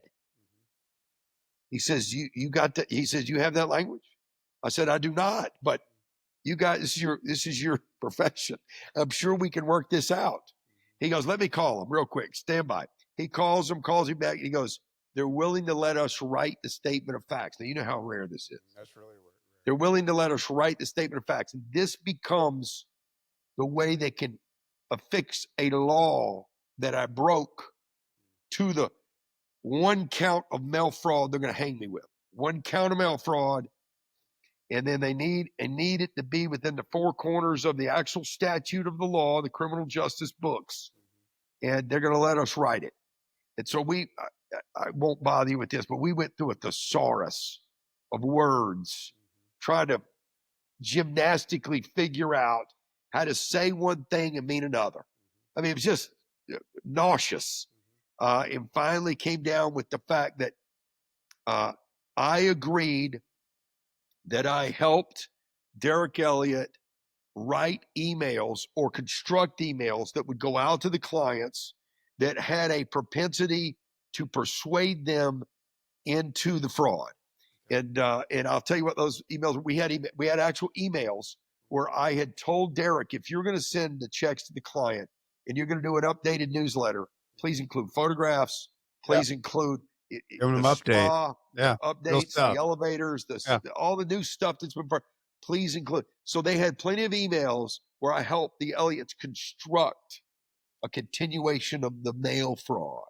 And you could say that was something you did because you thought that they should be updated and know what's going on. Right. Yes. Right. And to this day, I would do it again. Right. I would want the clients completely updated Sure. On everything where their money's going. That was the hardest part, Brent. Yeah. Is I'm actually spending money, taking extraordinary risk, fighting for the very clients who are looking to put me in prison. Exactly. And it really turned ugly. I had folks showing up at my kids' football games, my kids' athletic events with the fat head where they can do a picture of you. I had the fat head showing up at my kids' sports events. I mean, it was too much for my wife to bear. I'm I sure. can tell you that. Tiffany could not bear this. And, some of us have bandwidth that we don't quite know how broad it is until it's tested. Yeah. I understood her bandwidth was narrow. And she did not have the emotional bandwidth to withstand this. This was too much. And I don't fault her for it. No. Our divorce was created through this extraordinary trial. Yeah. So what happens on the day of? Because if I remember, there's some more movement things that happen with the attorney. I've agreed to 5 years, and I'm going to argue for less. But I can do 5. I've made that. I'm now exactly the same deal that I had, which is crazy. I'm researching, doing time. I'm meeting with Michael Santos. Okay. I've driven to Newport Beach and had several meetings with Michael Santos. I'm meeting with other people who've been inside. I'm now gathering my expertise on Right. doing time. How am I going to eat this elephant? Yeah, right. that's right. If I'm going to do time, I'm going to do it well. Yeah. And so I'm just doing what I can do within my power Yeah. to come up to speed on this. Yeah. Now I'm going to tackle this task. Yes. Right. Yeah. And I'm going to self-surrender. I've got 90 days. She gives me 90 days to self-surrender. And so we're going to now be sentenced. So I kind of know what we've agreed to. So this is a formality. Okay. I've got my mother there, my brother there, and about 35 friends who have flown in from across the United States. Some work for me, support you. Some are friends, some are actually victims. Right, right. Just good folks who know the truth. So we're all gathered there, and then the victims are there too. There's always a dozen victims. Oh, yeah. Any movement on my case, they're sitting there. So the judge begins the sentencing, and she says, I don't know how we got here. Now, this is all the transcript. I have no idea how we got here. I don't like it. This man has said he's been innocent for 8 years. I've read everything submitted to this court, unless you're hiding documents from the court. I don't know how you got here. I don't know how he agreed to 5, and I don't know how you let him agree to 5. You think he stole $180 million, and you think he's innocent. Right. You're willing to give him 5. You're willing to let him have 5. I don't understand what you guys are doing. This sounds like a completely compromised situation. You got an innocent guy who deserves his facts before a jury. So I'm of the opinion this man deserves his facts in front of a jury. This has taken too long. He's resisted too long. And the idea in this late hour that you would come up with some grand bargain is suspicious. And my attorney, who does this for a living, says, Your Honor, we've worked hard on this deal. Mr. Catledge is agreeing to 60 months, but would like to negotiate for less. The prosecutors worked very hard on this deal for many, many years. There's been FBI agents put a lot of hours in on this. We're finally at the end. Mr. Elliott pled guilty 7-8 years ago. He's waiting for his punishment based on how this turns out. So, we're here to end this today. And she says, well, not so fast, not so fast. She says, is this how they do it in Vegas? She insults him on his Vegas background. Is this how they do things in Vegas? It's not how we do them here. I'm going to meet with my clerks in my chamber and find out if I have to accept this deal, because I'm inclined to not accept this deal. Wow. And what I'd like you guys to do is go out in the hallway and discuss amongst yourself a different situation, because I'm not liking this at all. The Constitution doesn't have anything in there about this. The Constitution gives this guy a chance to clear his name. Right. And she's seen all the filings for the last 8 years or whatever it's been. Yeah. That she don't want to see this all just thrown away. She wants the facts before the jury. Yeah, right.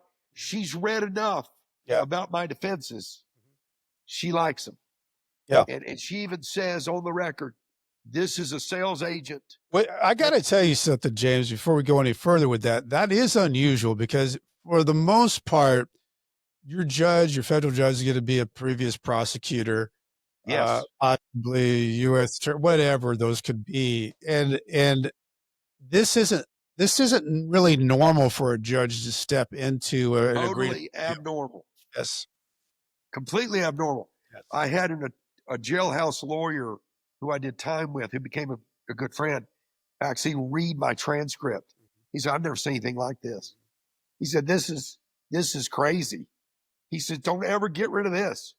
He said, this tells you the story. That's right. This lady understood your role in this. He was baiting you to go to trial. Yeah. She wanted me to go. And my mother's sitting there thinking, oh, this is so good. This judge understands my son and the whole situation, So we go out in the hallway, Brent. My attorney is face to face with the prosecutor. And of course, they worked hard on this, and everybody has. And I step out there. I said, guys, what are we doing? And my attorney rolls around toward me and he says, you're going back in there and you're doubling down and you're letting her know this is what you want. She's willing to do what you want. She trusts you. She thinks in your favor. So she needs to know you're okay with this. Right now, she thinks we've corrupted strong-armed, right? The situation. And you got, hey, listen, this ain't about us.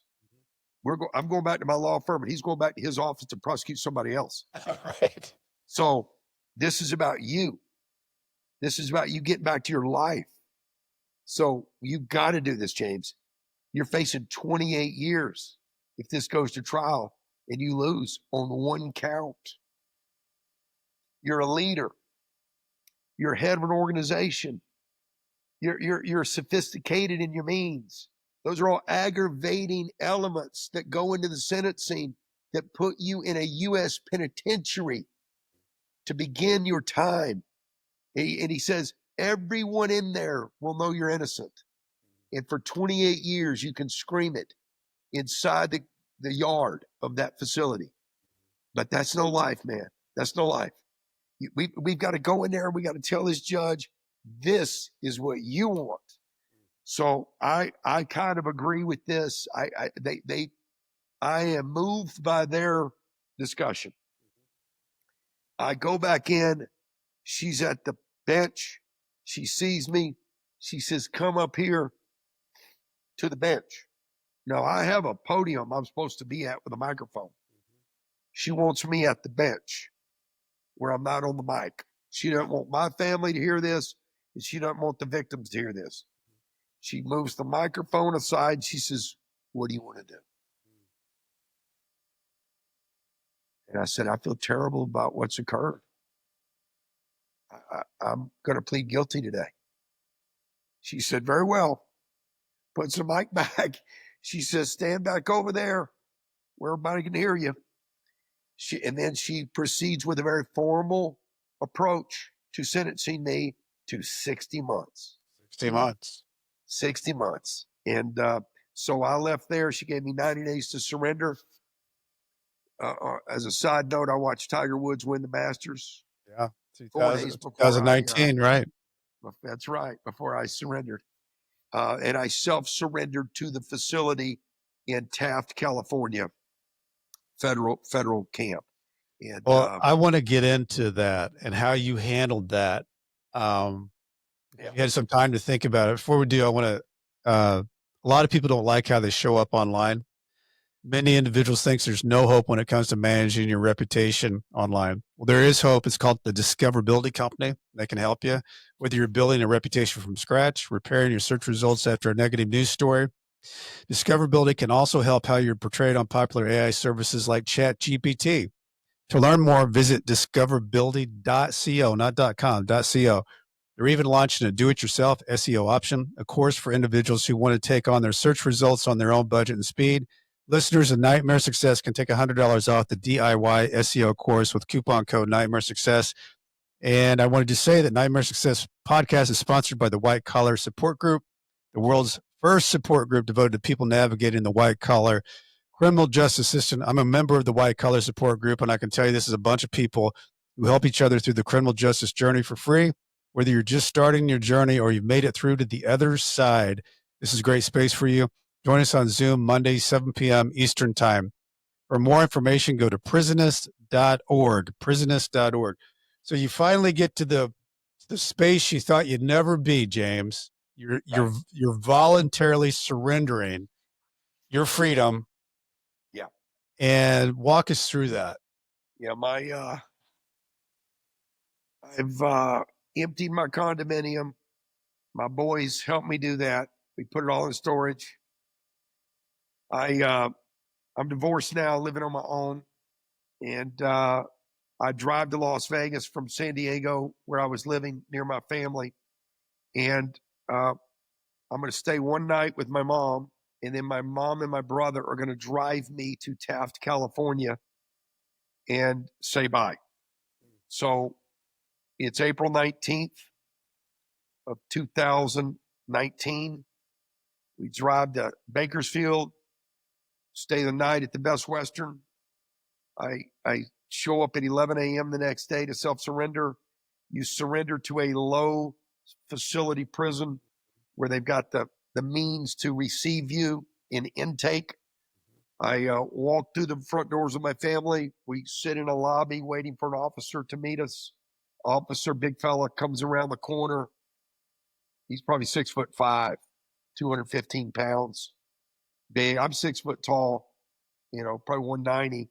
This dude's enormous. I've called ahead to figure out what I can bring. Basically, I can bring my Bible. I can bring my a sheet of paper with my contacts on it.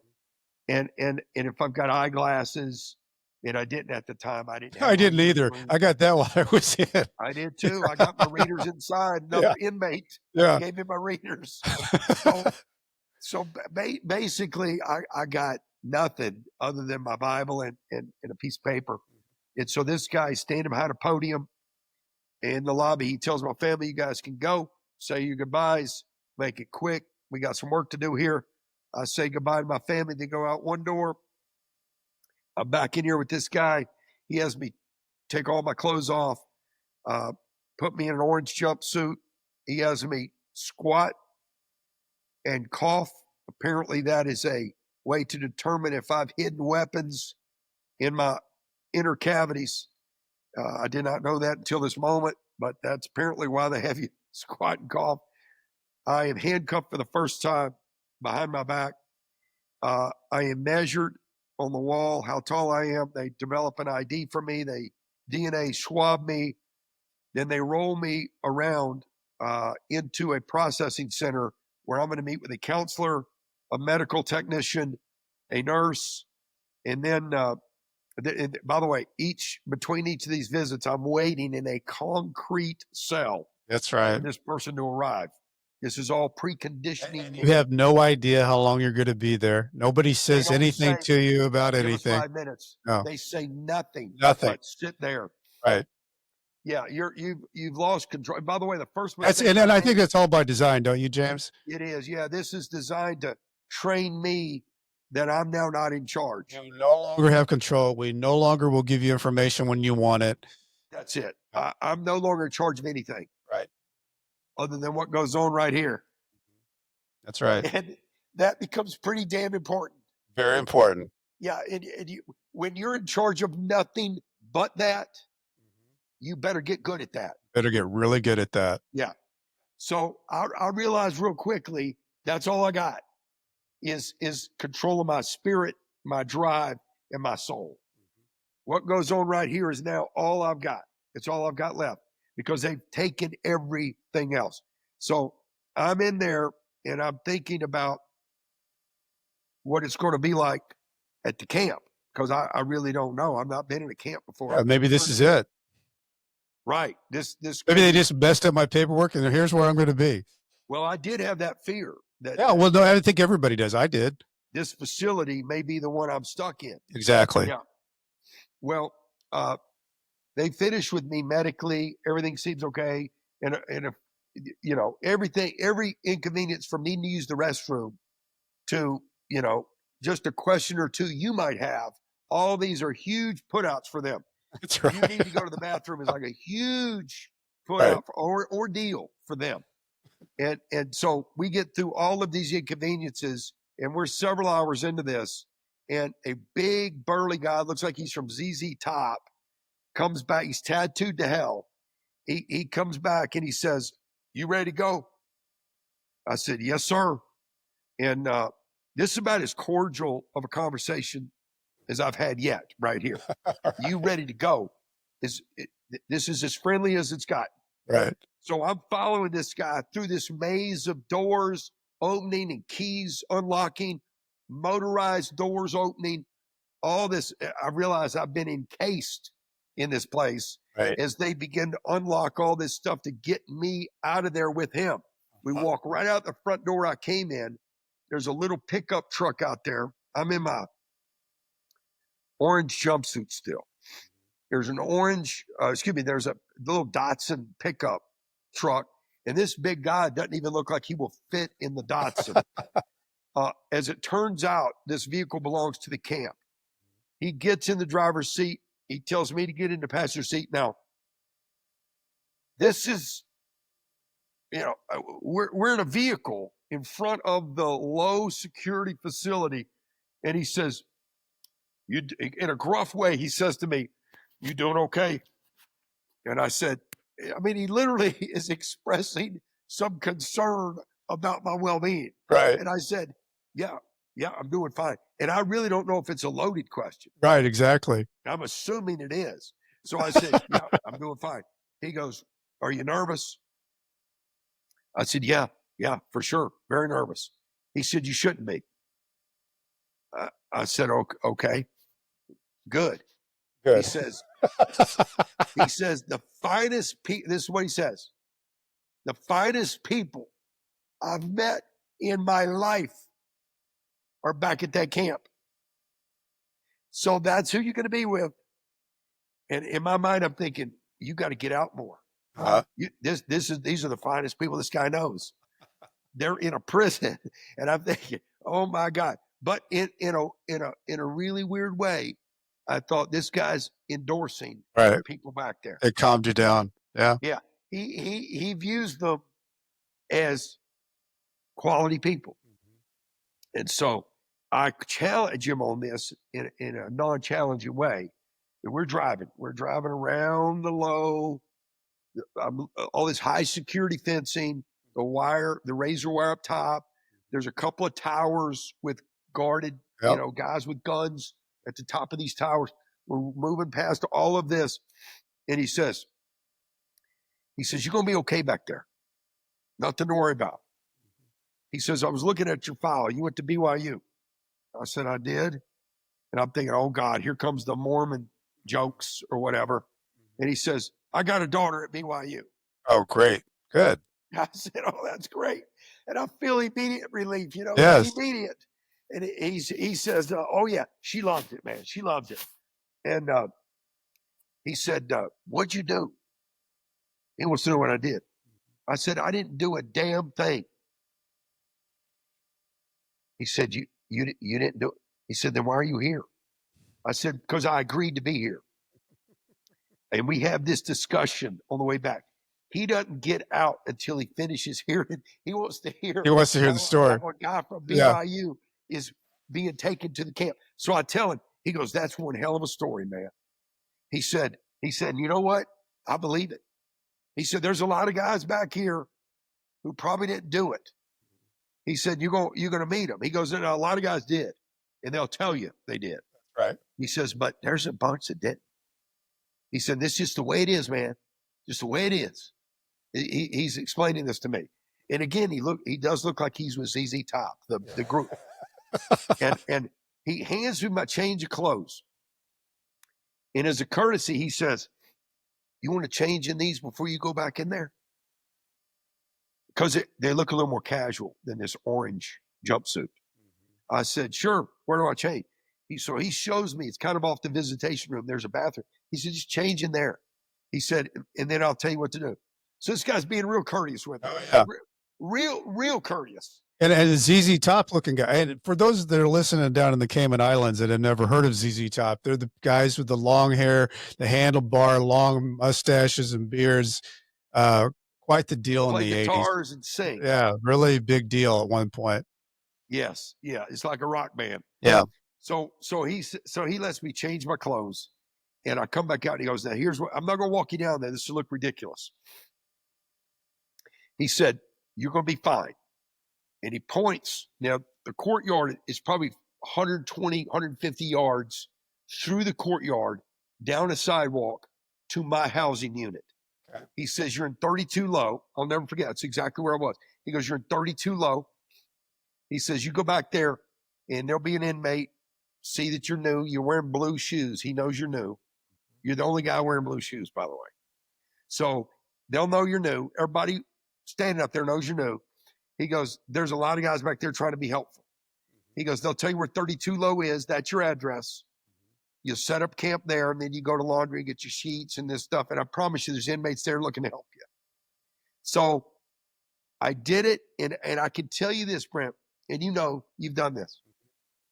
As I cut loose from the camp control, and I'm making that walk by myself, this is it. I've arrived at the moment I thought would never occur. Ever happen. Right. And I'm here.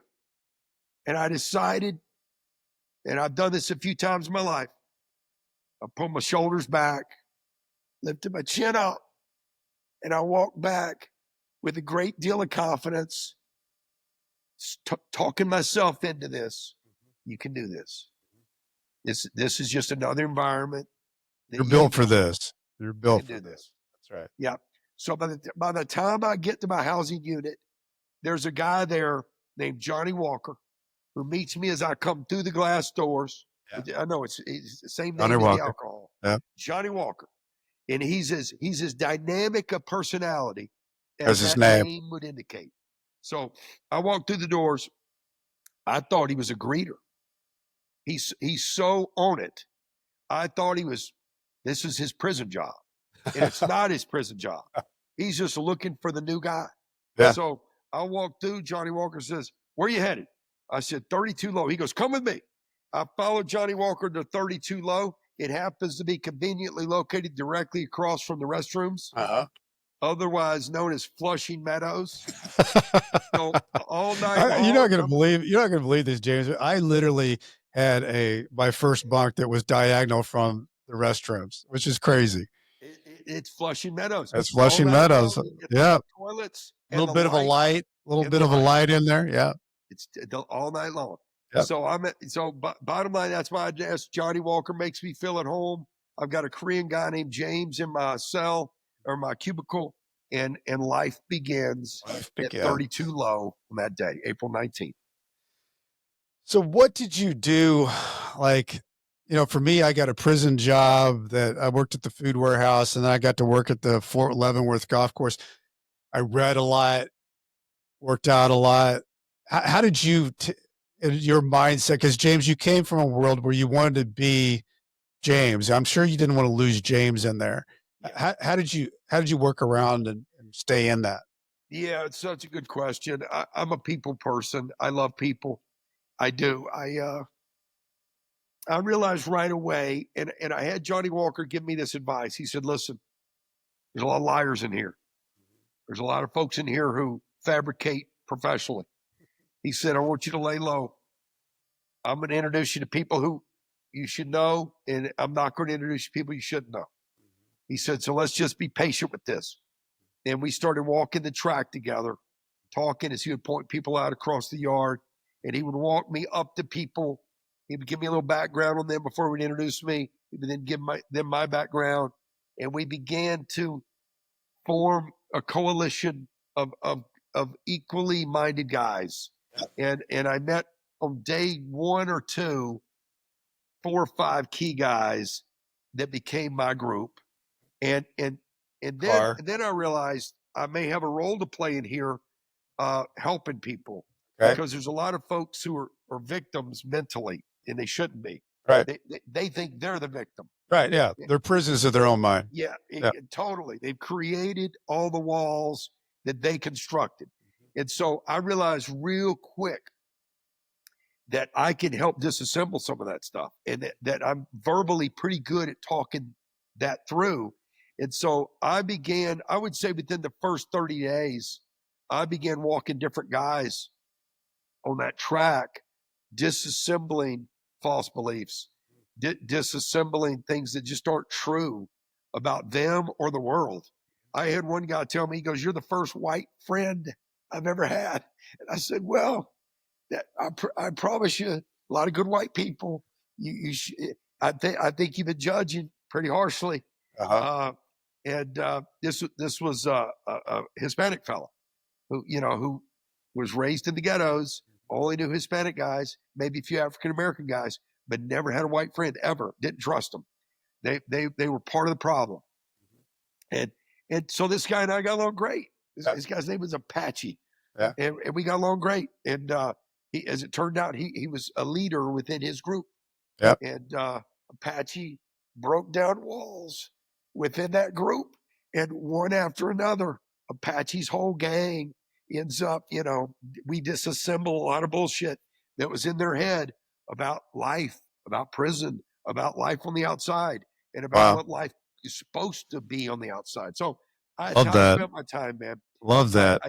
I did a lot of writing and Yeah. reading, Yeah. but that was selfish time when it was just me. But I would say the majority of my constructive time was spent with men, um, me helping them, and in return, them helping me. When you were, were you in during COVID? I guess Yeah, towards the back end of it, you were, and that had to be horrific for all kinds of reasons because they could lock you down, so make it yeah. easy for them with the new rules that we could. But while that was all happening, James, what were you thinking about? Because everybody gets a little freaked out when it gets close to getting to the door to get out. What did you start thinking about as far as what life was going to be for you on the outside? Well, I was really fortunate. My mother had done a great job having my family, my children, all 6 children, come visit me every 30 days. Love that. My mother came every 30 days. A That's how you lot of my stay plugged friends, into the real world that way. totally. I lived from visit to visit Absolutely. and marked my calendar from visit to visit. And it became fundamental to how I did my time. And so I was really plugged in almost from the beginning. I didn't feel like I was in a crack. I think it's easy to feel like you've slid into a crack when you go into prison because you don't have access to the internet. There's not a good Right. way to keep track of your network. If they don't come see you, you don't see them. Don't know what's going on. Right. Right. And I'm a good writer, so I wrote lots of letters to my friends so they could be updated on what I was up to, and I love telling them fun stories. Yeah. I wanted my friends and family to know I was not in danger. There was no safety risk. Right. This is actually more of a comedy routine than it is a bad experience.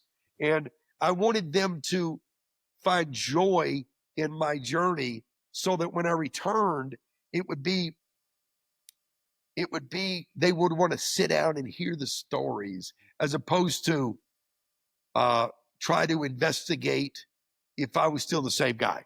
Exactly. And I think there's a benefit in that. And if anybody's going in, I'm telling you right now, you need to do this.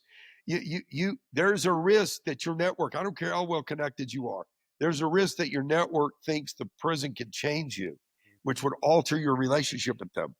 And that's a risk they face. That's a risk your friend is dealing with. That's a risk your network is facing. Forget your risk for a minute. Put yourself in their shoes. They're worried about their well adjusted friend not being well adjusted anymore. Exactly.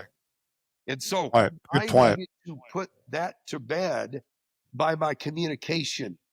And so I was constantly communicating and updating. I even had a live blog from week to week that I think Mom had 160 people on that email chain. They would get an update every week. And it wasn't a misery index. It No. was, oh my God, these stories are amazing. I can't wait to meet so and so. And so I was making these people that were important to me live characters in the blog so that when there were visits, I could introduce. Point him out. Yeah. Yes. Yeah. And we did. Yeah. I love that. Yeah. So that's how I did my time, Brent. That's how I survived it. So getting out, talk us through reentry. Yeah. I got out early. I got out after 14 and a half months, which really a blessing. I did not anticipate this. The COVID-19 hit at the end of the first year I was in there. Okay. And of course, we're scared. We're thinking we're all at risk. Everybody's going to die. Yeah. And we're thinking the guards are bringing it in because we're somewhat contained Sure. from any contamination, except for the guards who are in and out of the public. So the guards began to isolate from us, and we began to have to stay in our, at the time it's cubicles, but eventually the Bureau of Prisons decided to close our camp and transfer us to a medium security facility. So we all get hauled up in the middle of the night shackled at the ankles, shackled at the waist, boarding buses. By the way, if you've never been shackled, It's you're dehumanizing. walking about an inch and a half at a time. And if you slip up and walk 2 inches, you can fall flat over on your face, knock all your teeth out because your hands are not available to secure your fall. So every step you take better be a shuffle. And you better be very familiar with each step because the shackles guarantee you're not getting a step in. So we're all shackled. We watch older people fall in these shackles and really get bloodied up because there's no way to catch them. There's no way for them to catch themselves. So anyway, it was a nightmare, literally a nightmare journey as they transferred all of us on buses managed by the U.S. Marshals. We moved. That's the most difficult time. Inmate sentence is a transfer. Because the transfer creates conditions that are unbearable. And so we're in an unbearable situation. You're not stopping for the restroom. We're not using the rest areas along the freeway. People are soiling themselves. As we make our way to Fresno, California, to the federal facility called Mendota, which is a medium security facility. Medium is a lockdown for people that are there 15 years or more, and it's usually a more violent criminal. It's usually someone who needs a little more containment. And so they find an empty wing of this medium security facility and lock us campers in a medium security facility. We're all paired up, and then 23 and a half hours a day, we're behind a steel door. This is not like a cell door that shuts because COVID would just work its way right through the cell. So it's a steel door like a vault, where if you're on the back side of this door and you're speaking to me, I got to look it through the little glass to read your lips because I still cannot hear you because it's solid steel. And when they shut those doors, you know you're encased in there. It is a suffocating feeling. Like, Oh man, that gave you claustrophobia just for you explain when that. they shut those doors, you feel claustrophobic. You feel like, oh man, Yeah. when is this COVID going to end? And how long did you live like that? 3 months. Wow. In that cell. Wow. With a guy named Chihuas who speaks as much English as I speak Spanish. So we used hand signals and pictures to communicate inside there. Now, this guy was really respectful. And of course, I'm respectful. And it really worked out great in that close quarters. Wow. But we're there 3 months. Our meals are shoved through an envelope slot in the door, and our dirty tray is shoved back through that envelope slot. In 30 minutes, every 24 hours, we get out to shower, which is in a see-through cage. So the guards and everybody can just see you in the shower. See-through cage, or make your phone calls to your family. So you have to choose Either or. shower or phone calls. And so you end up doing showers on one day, phone calls on the next, shower and phone call, and you rotate. And by the way, we're cleaning the phones with all these chemicals because of the COVID. You know, we got all these crazy chemicals being moved around, and we're all wearing the mask. Yeah. And doesn't it give you some kind of unique confidence in yourself that you can just about adapt to anything that way? Yeah. You can't scare me. There's nothing you could say to scare me. There's nothing you could do actually to scare me. I all sorts of, encounters since being released that I'm not fazed by. Yeah. There's really, I mean, what are you going to do? I've been arrested. I've been shackled. Yeah. I've been locked up, locked down. I've been in the segregated housing unit. I've been through every hellscape you can create for me, and I'm still okay. I'm still standing. Yeah. So yes, you feel, hey, you talk about building someone's confidence. If you get through there and you keep control of your faculties and maybe come out stronger, boy, there's not a lot you can't do. Yeah, there's a lot there. In fact, you can do everything. So let's talk about that. What are you doing now, James? Well, while I was in, I had spent so many years in financial services. During my indictment, they take your licenses and you end up, you can't even Got do to what strip you're you trained down to to all do. the things that you're good at, right? Yes, they try to remove not just your money and your Right. assets and your family. They try to take your ability to make a living away. Right. And so I decided I needed to change professions. And I've already logged at this point 45,000 hours. At 10,000 hours, you're an expert. I'm at 45,000 hours in my domain. I'm actually a prolific expert in my domain.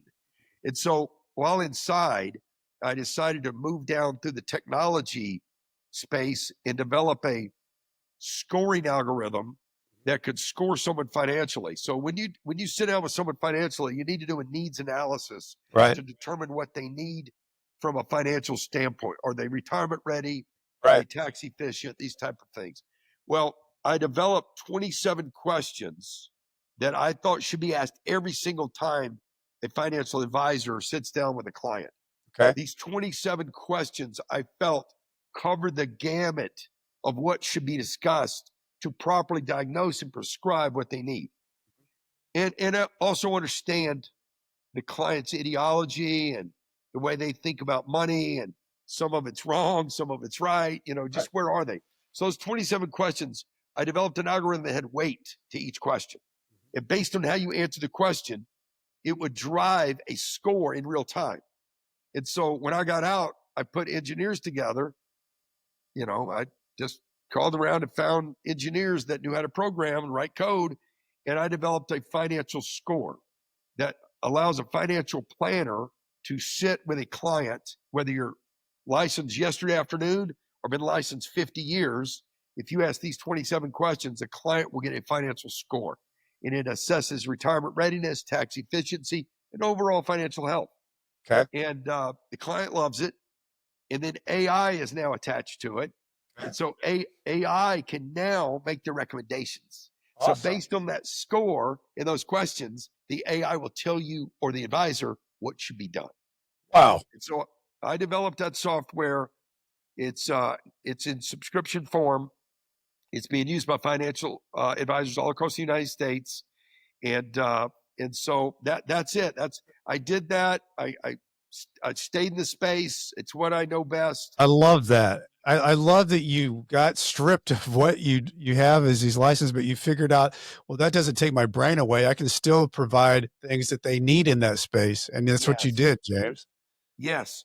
And I don't believe I would have even considered this had they not taken away the license, because I wouldn't have had to be creative. I wouldn't have had to think about a different way to approach the expertise that I still possess.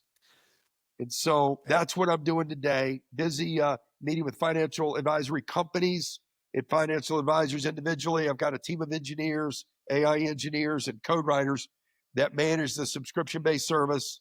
And so that's what we're doing. Are you still doing motivational speaking? I get asked to do that a lot.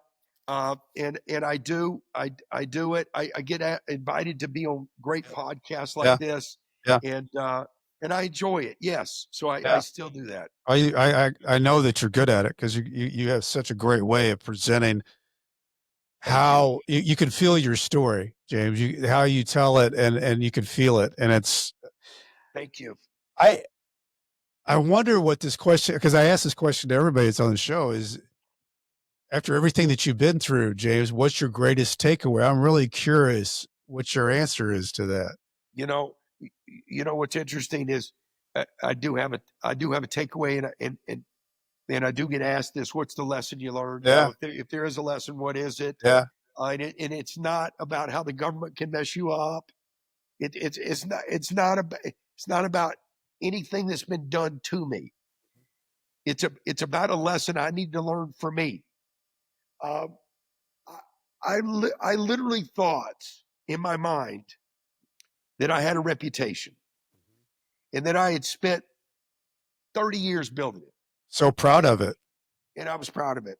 And I spent my career managing it. Almost every decision I make was making sure that the reputation was not tarnished damaged. And I think a lot of professionals spend a lot of energy managing their reputation. And what I learned was that it's a fallacy to believe that I have anything to do with my reputation. It wasn't built by me. It was built by outsiders. It was external to me. The reputation was built in spite of me. But what I did build, and I still have control of, and had control of throughout, was my character. It's the way I treat people. It's the choices I make when the shit hits the fan.